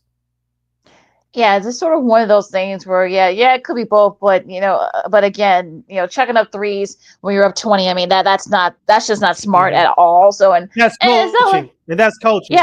Yeah, Missoula needs to look in the mirror about that, because I'm sure he needs to tell his guys, look, you don't have to be checking up threes, just get to the basket, try to extend the lead, and then you probably could have won, one of those games. But I digress there. But yeah, I mean, it's going to be interesting to see, if you're Boston, maybe don't go, don't get to a big lead right now. Probably have to stay with the Knicks and probably just kick it into gear. Maybe that'll help maybe that will reverse your fortunes a little bit. I don't know, but yeah, I mean, like I said, the Knicks haven't been playing very well either. So I know the old say is that sometimes better lucky than good, but luck can only get you so far, especially in the NBA playoffs. We've seen it, in the recent years. So if you're the Celtics, you want to try to perhaps maybe change your style up a little bit to, maybe not to chuck, so many threes so much, and see if you can kind of, force Knicks to kind of, because like I said, Knicks haven't been playing very well either. So, it's not like they've been shooting lights out. So it's kind of one of those things where you just left scratch your head in this series. But look, you can get a couple of games. I would say if you're Boston, you better try to win both those games at MSG, because if you lose one, then I don't want to say it's curtains, but yeah, just win both those games, and they're starting tomorrow. Yeah, just like we talked about in our last series with the Cavs and the Pacers, if you're the Celtics, you got to win on one of those games to extend this series. Because I'll tell you this: if the Knicks win tomorrow, this series is over, and you can sense the kill with the New York Knicks. I know they're up 2-0 right now. Let's be honest. Many of us didn't expect them to win both those games. No one did. I know a few people expected them to come out of Boston with the split. But the Knicks, like you said, they haven't played well, but they've done well enough to win both those games. As I mentioned, their hot shooting from three-point range cooled off in game two, but they won despite of that. But now going home, the Knicks have all the momentum and the confidence in the world, and rightfully so. On the flip side for Boston, I know he didn't do that much in game two scoring-wise, but I'm looking for Peyton Pritchard to step up. I know Luke Cornett has had some nice moments in these first two games of this series. Where's Kristaps Porzingis? LaKeena, maybe I'm missing something. I don't know. Where's Kristaps Porzingis? Has he done anything major in this series? I say no. I know we talk about Jason Tatum. I know we talk about Jaylen Brown, but I'm looking for Porzingis to have a big impact in this series this weekend. He needs to step up. Peyton Pritchard needs to get back on track, which I think he will. But I'm looking for Kristaps Porzingis to have a big impact this weekend, because if he doesn't, fingers should be pointing at him too, to be one of the reasons why Boston will potentially lose this series if they get swept or if they get knocked out in 5 games. But I know that's too far ahead, but I'm looking for Kristaps Porzingis to have a big impact in this series this weekend, in the next 2 games this weekend in MSG. Yeah, protect the paint better. I think your Porzingis. Look, the fact that their Hart and Cat have been able to kind of get rebounds, right in front of you. So yeah, Porzingis needs to be more aggressive and on the inside, and perhaps maybe keep balls alive if they do going to start checking up threes and stuff. That's another reason why they were able to catch up, because it was actually one and done with those 3. So Porzingis needs to step it up as well on the inside and try to be more aggressive. Right there with Cat and OG. So gonna be interesting to see what happens, but yeah, they got to do it, because if not, they got to win tomorrow. Tomorrow's a must win for Boston. Yeah, and quietly, LaKeena, Derek White has had a nice series for Boston. Mm-hmm. So yeah, he has. Like we said before, Derek White has had a nice series. Al Horford's been doing his thing, the Asians veteran. But as I mentioned, I'm looking at Kristaps Porzingis to have a big impact in the next two games this weekend in MSG. It's simple. If Boston wins one of those two games, if they win one of those two games, obviously there'll be a game 5 next week. But Boston, in my opinion, has to win the next two games, or else the series is over. If they come out with a split, the series is over. I'll say it right now. If Boston gets you got to win both. The next one will win this series, no doubt about it. But as our good friend, the great Ken Davis would say, I'm putting them on the table. Boston wins both the games this weekend. I agree. So we'll see what happens. Now, speaking of the schedule, tonight, both these games will be on ESPN, the doubleheader here. You got Cleveland and Indiana. Speaking of must-wins, definitely a must-win for Cleveland at 6:30 with or without Garland. And the second game of the ESPN doubleheader will be OKC and Denver, a pivotal game 3. So we'll see which team imposes their will in that game 3. It should be an entertaining one on the Mile High City. All right, games tomorrow on both will be on ABC. First, the afternoon capper at 2:30 p.m. Chicago time. Game 3 is mentioned between the New York Knicks and the Boston Celtics. That will take place at MSG. That's on ABC. Followed by the nightcap with Game 3 between the Minnesota Timberwolves and the Golden State Warriors without Steph Curry. That game will begin at 7:30 p.m. That game can also be seen on ABC. Speaking of ABC for Sunday, the OKC Denver in a very early game in Denver. It'll be about 11:30 in the morning. 12:30 in the morning, I should say. There in Denver, as we'll see. Will it be a 2-2 tie, or will someone be up 3-1? We'll see what happens. And the nightcapper here on Sunday, you got Cleveland and Indiana. Will we see Cleveland perhaps try to get the series tie, or will Indiana be trying to sweep? That game will be at 7 o'clock on TNT, True TV, and streaming on Max. All right, and that's your schedule for the NBA playoffs for this weekend. All right, our sports potpourri segment is coming up after this break, as the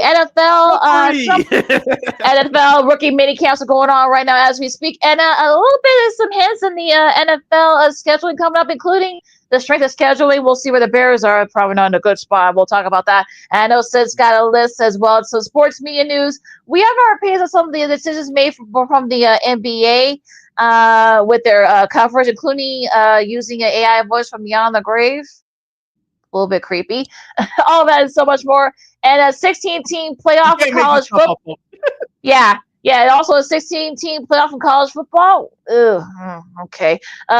We'll have our opinions on that. Then so much more coming next. LaKeena, McGee, Sidney Brown, Second City Sports. Our sports has got our potpourri segment coming up right after this. Potpourri! This year, my mom got me the perfect bag for back to school. These colorful binders help me stay organized. These headphones are just what I need for studying. These new sneakers are just what I needed for the new year. This jacket is a real must-have. My parents got me the skateboard I wanted. It's pretty cool. These scissors really come in handy in art class. These colored pencils, too. These new socks? They can be a real lifesaver.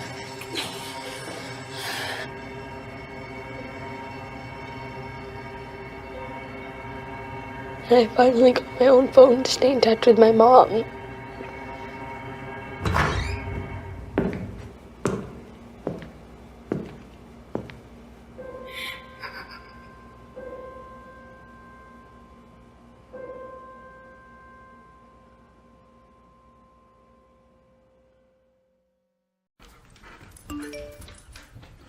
Trisha's having a sleepover tonight. Can I go? I wonder about Lucy's friends. What should I say? I know you're only 10, but one of these days a friend will offer you a drink. And alcohol at your age can lead to so many things. None of them good. So can I go to the sleepover? Lucy, I want you to promise me I something. finished my homework. Bigger promise.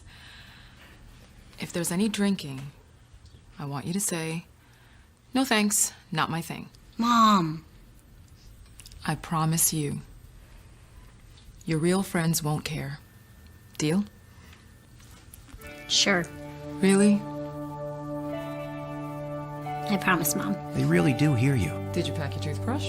For tips on how to start the talk, visit underagedrinking.samhsa.gov. A public service message from the Substance Abuse and Mental Health Services Administration.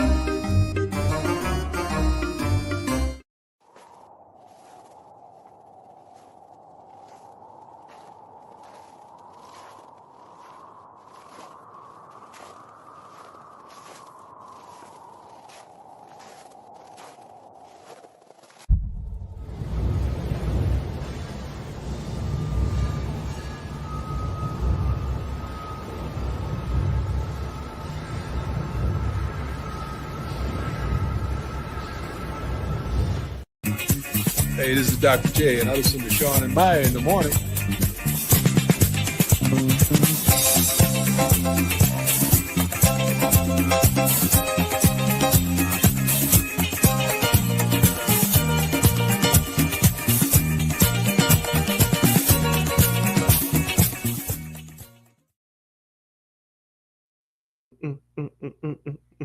Welcome back to the hashtag Friday Fun edition of Second City Sports. You're locked and loaded and real live in the living color right here on Sports Zone Chicago. I'm Sid. That's LaKeena. You can follow yours truly on the Twitter, X, and the IG at SidKid80. Once again, it's SidKid80. That's SIDKID80. That's SIDKID80. You can follow my Keena McGee on the Twitter, X, and again, IG. This is our last break of the show for today and for the week. So in our sports potpourri segment, if you have any questions or comments or any other topics we discussed already on today's show, you can definitely hit us up at Sports Zone Chicago's Facebook page or at Sports Zone Chicago on YouTube. Type in those questions and comments in the comment section. The kid will get it up on the screen for you. All right. Rookie mini camps are going on in the NFL as we speak, including the Bears. Colson Loveland has signed his rookie deal, and a few other draft picks have signed their deals as well as Ashton Genty with the Raiders. I know a few other first-round guys have already signed their rookie deals too. So, yeah, they're kind of keeping it simple. I like how they set it up last year to avoid long holdouts. The only really thing is that they kind of give you the framework, but you just gotta see how much front loaded, how much is their signing bonuses. So they kind of already put the framework, and I think that makes NFL's team jobs much easier.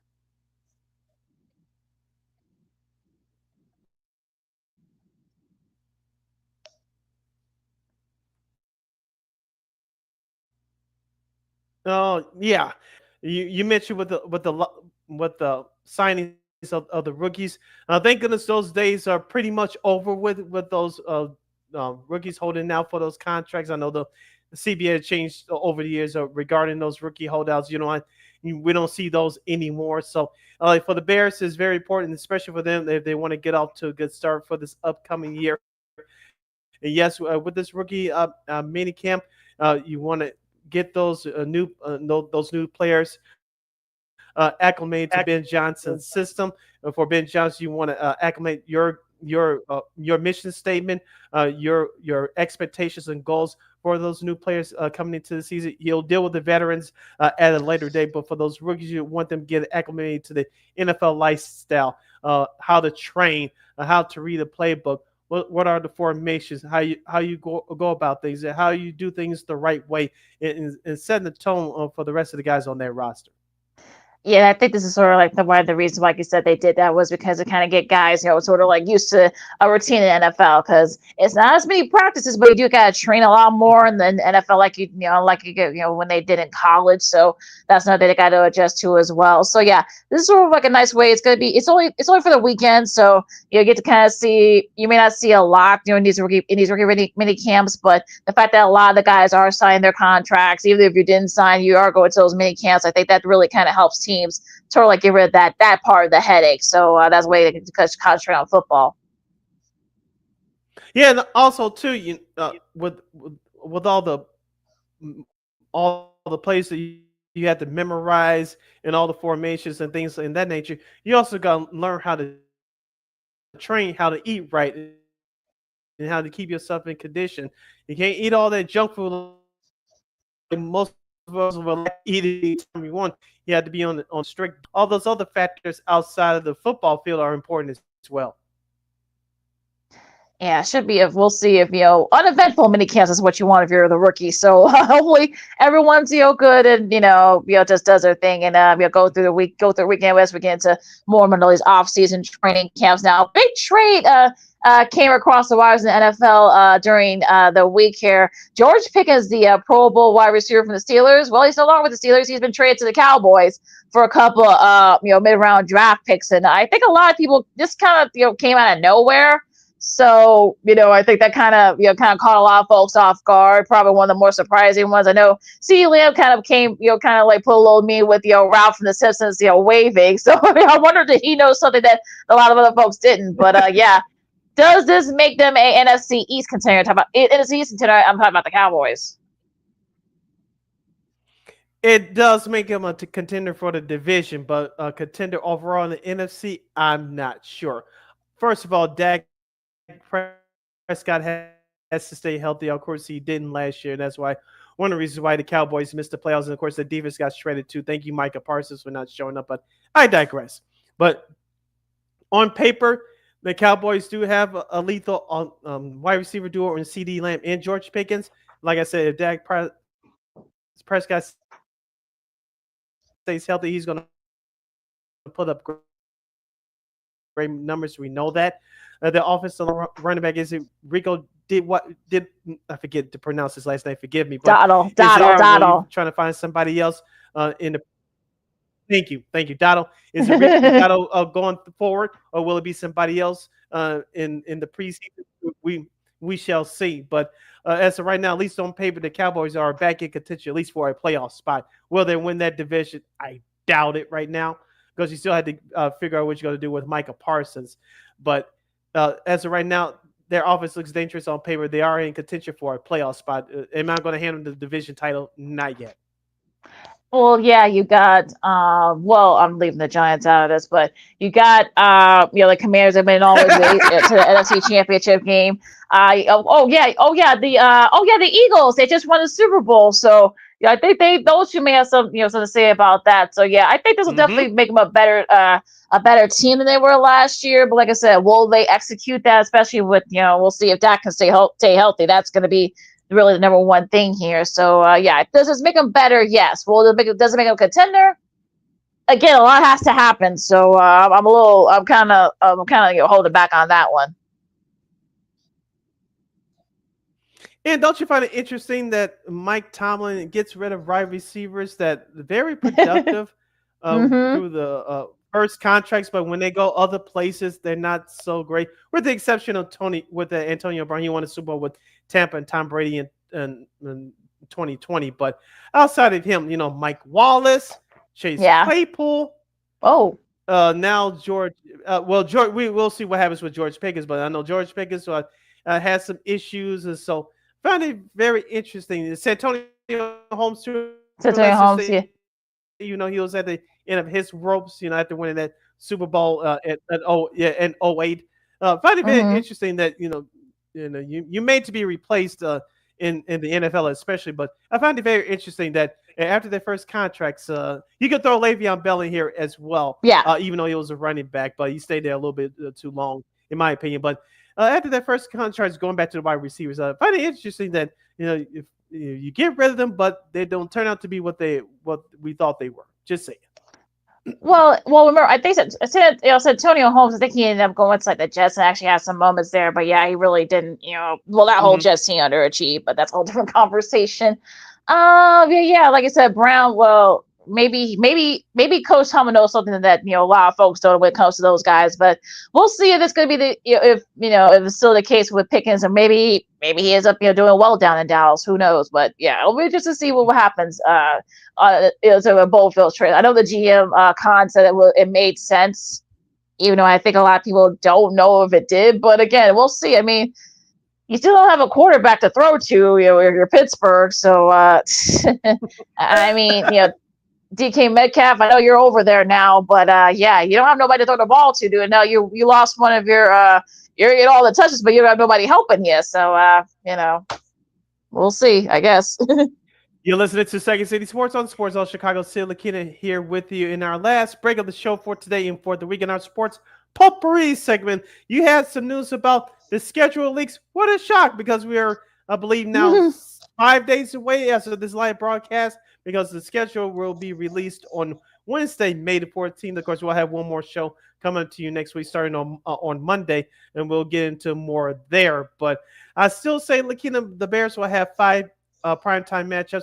I still hold the prediction that they'll play on Christmas Day. I still say that they'll get a Sunday night game. They'll definitely get a Monday night game. They'll play on Christmas Day. That's my prediction. That's 3. And they Thursday Night Football loves them too, so that's 4. And the 5th one, they could dangle around with any way they want. They may have that Thursday night open, as we talked about with that guy Chris Ball on our last show on Monday. So I still predict that the Bears will get 5 primetime games this year. They will. My bold prediction is that they'll play on Christmas Day. Yeah, there's some rumors that that KC and Philly might play each other again in that opener on Thursday. So I don't know. If that's the case, I cannot see the NFL going against that. I'm sorry. Yeah, so we'll see. But again, this is just the leaks here. And now there are rumors that maybe Minnesota might have to play back-to-back games in Europe. That's kind of like what's with the I'm sure if that's true, I'm sure Kevin O'Connell will not be very happy with that.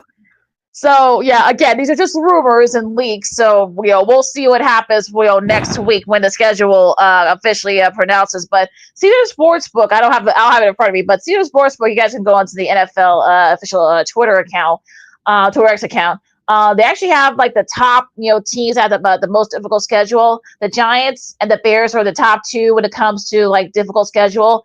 And San Francisco actually has the quote unquote easiest schedule. if you want to use those numbers, you use that formula for the NFL this coming season. So again, take that for what it's worth. Which is probably not worth anything at this point. And on May 10th, but. But yeah, I mean that's just a little thing there that I wanted to say. But you guys can look it up and such, because I think Baltimore is like near the top as well. I know New Orleans, I think they're right in the back 2. Washington's like right in the middle. So yeah, so they have a whole list of it. So yeah, so take that for what it's worth, if anything. 2 things here. One, with the Minnesota issue. I hope it's not true. I hope it's not. Playing in Europe in back-to-back weeks, that's bad.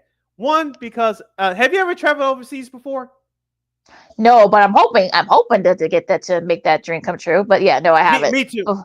Same here. But I know some folks, including my late mother, has traveled overseas, and especially when you go to London, that's a 13-hour travel here, and that's a 6-hour time difference. So yeah, you're jet lagged once you get there. I remember she told me about it. And once you return back home, it's another jet lag day there just to recover yourself from the time difference and the time difference. But if you're Minnesota, assuming that happens, I'm sure some of the players want to fly home after that first week. But do you think they'll get a chance to fly home then fly back? I hate to say it, that wouldn't make any sense. So they'll have to stay there 2 weeks, and then when they come home, I'm assuming they'll get a bye week. You think they'll get a bye week? Yeah, I think so. Yeah, just to recover. They'll be tired just being homesick for 2 weeks. That wouldn't make any sense. Yeah, so that's sort of like, again, those are just leaks. Those are not leaks, or these are just rumors. So but yeah, it'll be interesting to see if that's the case. Because like I said, if you're Kevin O'Connell and in that group, you're not going to be very happy, because you're probably going to have to pack for like 2 weeks. You're going to have to stay in Europe for 2 weeks. I know you're going to miss it, especially if you have young kids. That's going to be an issue. So you got to make sure that they're settled or whatever, your family's settled and such. So yeah. Because I think, didn't the Jaguars do that last season? So, but again, I mean, they're used to it. So, but Minnesota, if that's the case with Minnesota, they're not. So yeah, I'm hoping that's not the case, because that would be bad for them, especially if they're not used to it. The Jags are used to it, but yeah, but let's hope that's not the case. Well, like I said, we'll find out next week. But yeah, that's if that's the case, though, I feel Minnesota, they should be they should have a bone to pick with Goodell and their schedule makers. Yeah, like I said, along with the players union as well. I don't think they will go for that. And also to the Bears. Of course, we all knew the opponents they're going to play this year. I saw another list that they were not the easiest schedule. They were not the hardest either. But looking at the Bears schedule, like I said, the times and the dates will be released on Wednesday, probably late Tuesday night, early Wednesday morning before the official announcement. But looking at that Bears schedule, of course, their opponents.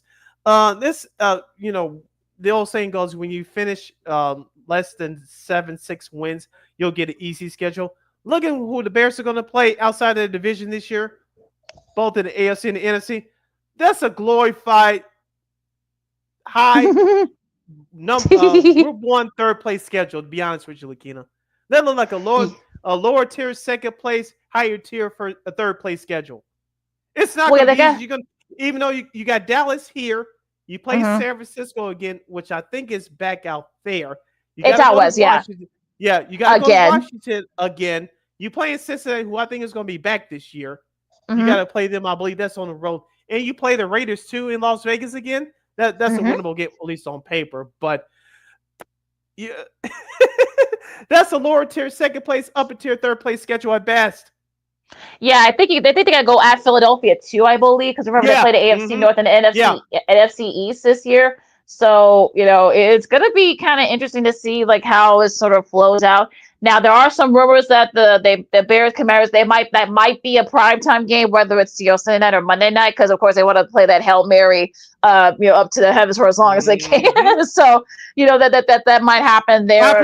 That's a Monday night game. That's a Monday night game. I'm willing to bet. Yeah, I'm willing to bet that is probably going to be a Monday nighter. And I'll put it on the table right now. Bears Commanders Monday Night Football. I'll put them on the table. Yeah, and I'm sure one of those Detroit Bears games are going to be there. Whether they just played on Thanksgiving, last year, so I don't think they're going to do it, twice in a row. They tried not. I think the NFL tries not to do that, not to have teams play. The Detroit and Dallas play other teams on Thanksgiving for 2 straight years. So I don't see that happening. I think one of those games, if anything, the games at Soldier is probably going to be the prime time game or the national game. So so I don't know. Again, well, we're just spitball here, folks. We're not predicting anything. We're just spitballing and making guesses. But I mean, it's going to be interesting. Like I said, I think I'm with you. I think they'll probably get 4 or 5 primetime games, but again, it all depends. I know they're going to get Thursday night because that's tradition too. Get Bears a Thursday night game on Prime, but yeah, if they do end up playing Christmas, I wouldn't be happy either. That's my bold prediction right now. That's my bold prediction. The Bears will play on Christmas Day, and the Bears Commanders game will be on Monday night. That's my 2 bold predictions right now. We'll see if I'm correct. And like I said, we'll come back on Monday. We can still talk about it, but we'll see if I'm right by the time we reconvene. Not on Monday. We'll be here on Monday, but the schedule will be released by the time we reconvene next Friday on the show. So we'll see if I'm correct. Gonna be very interesting to see what happens with that. Usually sick of seeing sports on Sports on Chicago. LaKeena, McGee, Sidney Brown with you. A couple of notes here. Tiger Woods' son Charlie fails to qualify for the U.S. Open. He just missed the cut on an amateur tournament, so unfortunately he's not gonna. I know people really, especially if Tiger doesn't play in the U.S. Open, they were hoping to at least see him, cheering on his son. But unfortunately, Charlie doesn't qualify. But he's only 15, so he'll have his chances to get the U.S. Open. So I think people need to chill on that. Also, Bill Belichick's girlfriend Jordan, apparently, I guess there were some rumors that she was barred from the practice facilities over there down in the North Carolina Tar Heel campus. But the AD, I think the president, the USC president, come out and say that no, that's not true. But I don't believe that. But but yeah, that was just a bunch of weirdness there. But yeah, it's getting kind of crazy, especially at not the 6 minutes, but it was a CBS Sunday morning interview, and that kind of went viral. And now we kind of wish that the NFL owners would have agreed to do the hard knocks following Bill Belichick, but obviously that didn't come to pass. That would have been very interesting to see how she was affecting or not affecting that recruiting process, but we will never know. Yeah, I'm leaving that alone. All right. Yeah, another college football note. Apparently, I guess there are rumors that they may want to expand the playoff to 16 teams. They just extended it to 12 this past season, and this makes me, dare I say, miss the days of the BCS, because at least you use computers. The computers don't have feelings. But Everything's they're operated subjective. by humans, so who don't know what the hell they're doing. But go on. Fair enough. But yeah, Mm-hmm. 16 teams. I don't know how you're gonna do that. Are you gonna make you're not gonna make the regular season shorter, because they're already playing. You got teams already playing like 12 or 13 games. 13, mm-hmm. Yeah, so depending on the conference you're in. So now you're gonna add like another game. How are you gonna do that? You're gonna add next year. Are you gonna start the season earlier? Are you gonna end the season later? I don't know, but yeah, it's a little. I smell a money grab. I don't know about you, but I think I smell a money grab here. Yeah, you hit the nail right on the head. Are you going to start this season in early August? Of course, you're right into NFL preseason. I know the preseason don't mean a thing in some markets, but in other markets it does. And if you're college football, I know people are afraid of the big NFL, and rightfully so because of television ratings. But are you going to start the season in mid-August? Okay, but that doesn't make any sense. You don't have preseason. You have spring football, which takes place in late March, early April. In some schools, so like you said, it's a money grab at this point. I know the ratings were high this year, this past year for the playoffs. I know some of the games weren't even close, but still, it got higher ratings because this is the first time it's happened and created matchups we haven't seen before, like Notre Dame, Indiana, Penn State, and SMU, which were great matchups. But some of those games weren't classics. We got the classic games once we get down to the championship game, even though those are not competitive as well. So it like you said, it's a money grab at this point. And when you start to water down, even though I'd still say the regular season is important, we saw that last year. We thought some teams had a chance to at least qualify for it. They lost their regular season finale. So I still say the regular season is important. But if you add 4 more teams, I think that you lose the value of the playoff. I really think you do. Now you become the NBA, or the worst case scenario, the NHL. Everybody gets to the playoffs. It's going to be interesting, though, because because the best of the best. Will it be? Well, the thing is that okay, how much will the conference championships mean? It won't mean anything because it's the 16 games, That's 16 teams, I should say. So yeah, that's going to be the issue here if you're the college football front. So yeah, that's yeah. It just I wonder about sometimes with some of these leagues and conferences and such. So of course you got those big conferences now. Of course, the Pac-12 is now going to be next year they're gonna have a brand new Pac-12, and of course you got the Big Ten, and the SEC and the Big 12, and well, yeah, probably the Big 24, I guess at this point. So will this sort of you'll see teams from the Mountain West Conference? Will you see teams from outside some of those big big power conferences? Will they get a chance? Will you see the Liberties and the Boise States? Will they get a shot at it? I doubt it, or maybe they will. Who knows? But yeah, it's just all kind of confusing at this point. Yep. It is. You're listening to Second City Sports on Sports Zone Chicago. LaKeena here with you. I want to get to this list, LaKeena. I know we have a couple of minutes left in the show. I saw this. I don't know if you saw this. I saw this on Instagram a couple of days ago. It comes from the account of Shy Guy Sports. Says CHIGUYSSPORTS.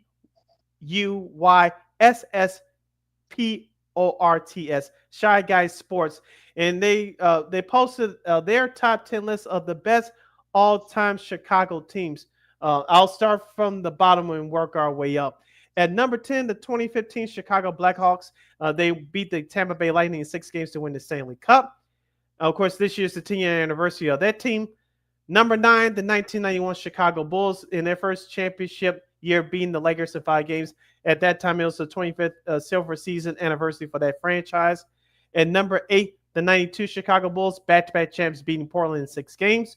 Number 7, the 2010 Chicago Blackhawks, their first Stanley Cup since 1961, defeating the Philadelphia Flyers in 6 games thanks to Patrick Kane's OT winner at Philadelphia. And then number 6, the 2005 Chicago White Sox. Issues, concerns, agreements. I think, yeah, I could kind of say. I would say the 91 Bulls will be a little bit higher since it was their first title in franchise history. I thought they'd been a little bit higher, but I get it. The 15, yeah, we're right at 10th anniversary of that team. That was the last team that won the cup. Well, in this iteration, among that squad. So, but yeah, so far really no issues. Okay, as I said, number 6 of 2005 Chicago White Sox. They swept the Astros in that series. How do you feel about that? How do you feel about that? I'll give my comment on that after I read the rest of the list. The number 5, your team, the Chicago Cubs, winning the World Series in 2016 over Cleveland in 7 games there. Number 4, the 2013 Blackhawks. They beat the Boston Bruins in 6 games with that great dramatic finish in Game 6 in Boston. Number 4, Blackhawks, 2013. Number 3, the 1997 Chicago Bulls. This was their 5th championship in the last 7 years. This is when they beat the Utah Jazz the first time. It was Game 6 at the UC thanks to Steve Kerr's game winner. I think they're ranked too high, but we'll get into that in a moment. Number 2, the 96 Bulls, of course, 72-10. They beat Seattle in the finals in 6 games. And, of course, number 1, the 85 Chicago Bears. Okay, yeah, okay, I'll give them that. The 85 Bears being number 1. I would, like you said, I think the first time, I think that should when the Bulls beat the Jazz, I think that should be like in the bottom 10. Me too. And you could probably say that both the baseball teams win the World Series should be higher. But again, that's just me. The first time among that group when the Blackhawks won against the Flyers, I would have put that in like the top 5. But again, that's just me. But okay, like I said, I try not to get all mad when someone has to, because it's their list, whatever. But yeah, some of this stuff is a little. I kind of scratch my head at, but. Yeah, like I said, I would have had the 91 Bulls that were ranked number 9. I guess that's the one from that phone right now. That's not him on the phone, I don't think. But I would have you mentioned I would have the 91 Bulls higher. They would have replaced the 97 Bulls for me. I'll say the 05 White Sox would probably been probably by number 5 on that list. 11-1 postseason, people forget that.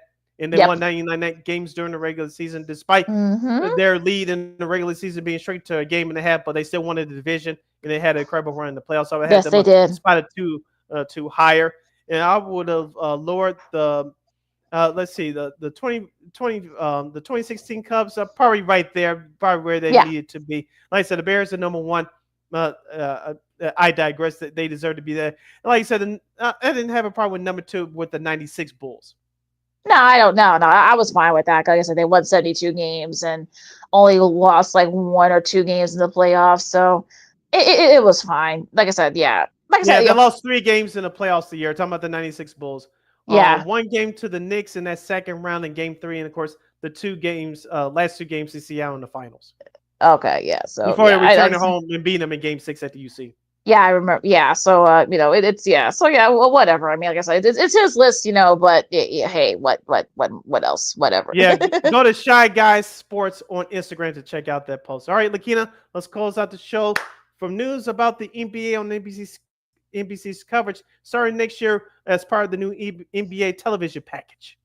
Yeah, one of the things, of course, we talked about it on Monday, of course, because they did the whole thing about it during the Kentucky Derby. Of course, Carmelo Anthony is going to be the main analyst for their coverage.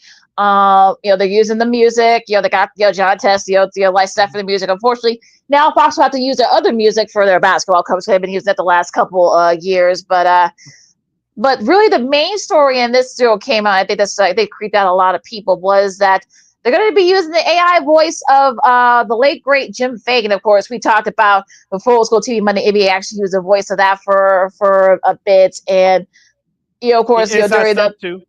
Yeah, and also, too, of course, the first time the NBA was on NBC. And he died in 2017. So they're going to be using the AI voice. And, look, we talked about it, during the Olympics, when they use Al Michael's voice. He's not dead. I'm not saying he's not dead. Al Michael's still very much with us. I don't know if he was old. He's still with us, folks. Very much with us. I think he's playing golf as we speak. But yeah, they're going to use the AI voice of Jim Fagan. They're going to use it, I guess, to do promotions and they're going to do the introductions, that they did back in the day. But yeah, it's a little bit. You're always playing with fire when you use the AI voice, especially if a dead person. This is what they were fighting about in the Screen Actors Guild. a couple of years ago. This is one of the reasons why they didn't want that. So I'm assuming that they actually asked his family's approval. I would assume. I would hope. If they did, I would hope. Yeah, I'm sure they cut him a little check, because I think if they didn't, they're gonna have a lawsuit on their hands. But we talked about before we started recording. Said this is a little freaky. I'm not gonna lie. It's a little bit creepy for me. Yeah, we saw what Fox did is that now it was their tribute to Jimmy Johnson, who retired from the NFL and Fox Hall of Fame pro football coach. And we saw what happened there. I know Kurt Manfred gave a warning before they did that piece during the Super Bowl last year. But I'm all for nostalgia, LaKeena, as you well know. But some things, not everything, some things you have to change with the times. And I know Jeff Agrest of the Sun-Times had an article today about how NBC is going to present the games next year, trying to bring back the old nostalgia, trying to get new viewers to watch starting next year. And we talked about how ESPN brought back the old hockey theme song when they started broadcasting the NHL games again last year. I was like, yeah, okay, which was nice. And then you could do whatever you want after that in the following years. But you're trying to recreate something that's not there. That's going to create problems here. I know NBC has a parallel on when they a parallel of how they're when they entering covering the game starting next year. Of course, when NBC started in 1990-91 season, Larry and Magic were on their way out. Jordan was on the way out, along with the other stars that followed behind him, like Ewing, Shaq, and Elijah, and those other guys. Then the same parallel again. LeBron and Steph are on their way out. Victor Wembanyama looks like he may be the future of the NBA from the Spurs. Of course, you got Giannis and Anthony Edwards and some of the other stars that are following along behind them. So the NBC is in a big parallel, but the 90s were a special time in the NBA. Even though the NBA is popular around the world now, unlike in 1990 where we saw the early stages of the NBA being marketed towards overseas, it's a very different time. You just don't have the same nostalgia. And I get it. You want to present it in that way like it was 35 years ago, but things have changed. And remember, we didn't have social media and the internet and cell phones back then. We have all that now. You really can't recreate the same thing. So it's interesting how NBC is going to play this. Like I said, we talked about this before we went on live on there. I know we got to get up out of here, but Marv Ellis retired now. Ahmad Rashad's retired now. And Mike Fratello, he's still doing games part-time for the Clippers, but you're not going to bring and Bob Costas is retired too. I know he does some things here and there for MLB Network, but you're not going to bring all the old guys back to do it because it's a new generation, a new age. So I want to see how they're really going to present this. I know I read another article that said they want to do the player introductions like they present the player introductions like they did when the Bulls were hot. I don't think that's possible. That's just me. Well, yeah, because remember, I think we talked about on Monday that Turner, TNT and ESPN have kind of done away from that in the last few years. So I guess they want to bring that. Look, I'm all for nostalgia and such, but sometimes this too much nostalgia can be a bad thing. And I know we are gonna be buddy Josh Hicks. He's a lot younger than us. So he's in his 20s. I know he appreciates the nostalgia and all that stuff, but some 20-somethings might not. So I think ABC better tread very lightly with this. So, look, you want to use, bring the whole band. Look, some of those guys are also dead too. I mean, Bill Walton did it for a little bit. He's no longer with us. Steve Snapper Jones, unfortunately, is no longer with us either. So, Greg Gumbel, especially Greg Gumbel, he's no longer with us. So, it's just, look, I don't know. I mean, it just feels like. Look, I get what NBC is trying to do to try to get those new viewers back, but they're going to want the younger viewers too. And like you said, there was no social media back then either during that first time that NBA had the on NBC had that coverage. So it's going to be interesting to see what happens. But yeah, they're kind of playing with fire here. I feel like. Yeah, like I said, a little bit too much. That could be a bad thing, but we'll see what happens. All right, LaKeena, I'm ready to enjoy this weather around the Chicagoland area. It's going to be 70 plus degrees this weekend, and we like to say before we head out, happy Mother's Day to all the mothers out there in our viewing and listening audience, and have a happy, very happy and healthy and a safe Mother's Day coming up on Sunday. Yeah, all the moms, stepmoms, mother figures, and all that stuff in between. You can follow LaKeena McGee on the Twitter, X, and in the IG. You can follow your Shirley Sidney Brown on the Twitter, X, and the IG at SidKid80. Once again, it's SidKid80. That's SIDKID80. SIDKID80. Be sure to download that Sports Zone Chicago app wherever you get your apps. Please follow Sports Zone Chicago on all social media platforms. Please subscribe to our podcast. We're located at Warm Media Podcast. That's WAR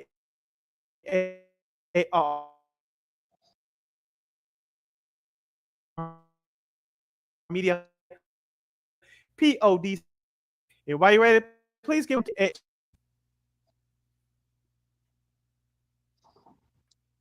Be sure to catch Second City Sports live and in living color every Monday, every Friday from noon to 2 p.m. Central Standard Time, right here on Sports Zone Chicago. One more again, as the kids would say. Be sure to catch Second City Sports live and in living color every Monday, every Friday from 12:15 to 2:15 p.m. Central Standard Time, right here on Sports Zone Chicago. And of course, you can catch Sports Zone Chicago's content anytime, anywhere. If you miss our live shows, don't worry. You can catch replays of our show, Sean and Maya, the Smoke Fellas, What's Up Cuz, and all the other great content that we have here on Sports Zone Chicago. You can catch it right there on the Sports Zone Chicago's Facebook and YouTube channels. And you know we will provide. Enjoy some of the great playoffs, both the NBA and Stanley Cup. You also have, of course, baseball, the WNBA. They're starting, their training camps are in full swing. You got golf, gearing up for the PGA Championship coming up next week, and so much more. So for Sid, I'm LaKeena Smith, Second City Sports on Sports Zone Chicago, and we'll see you guys on Monday. Go Sox, holla!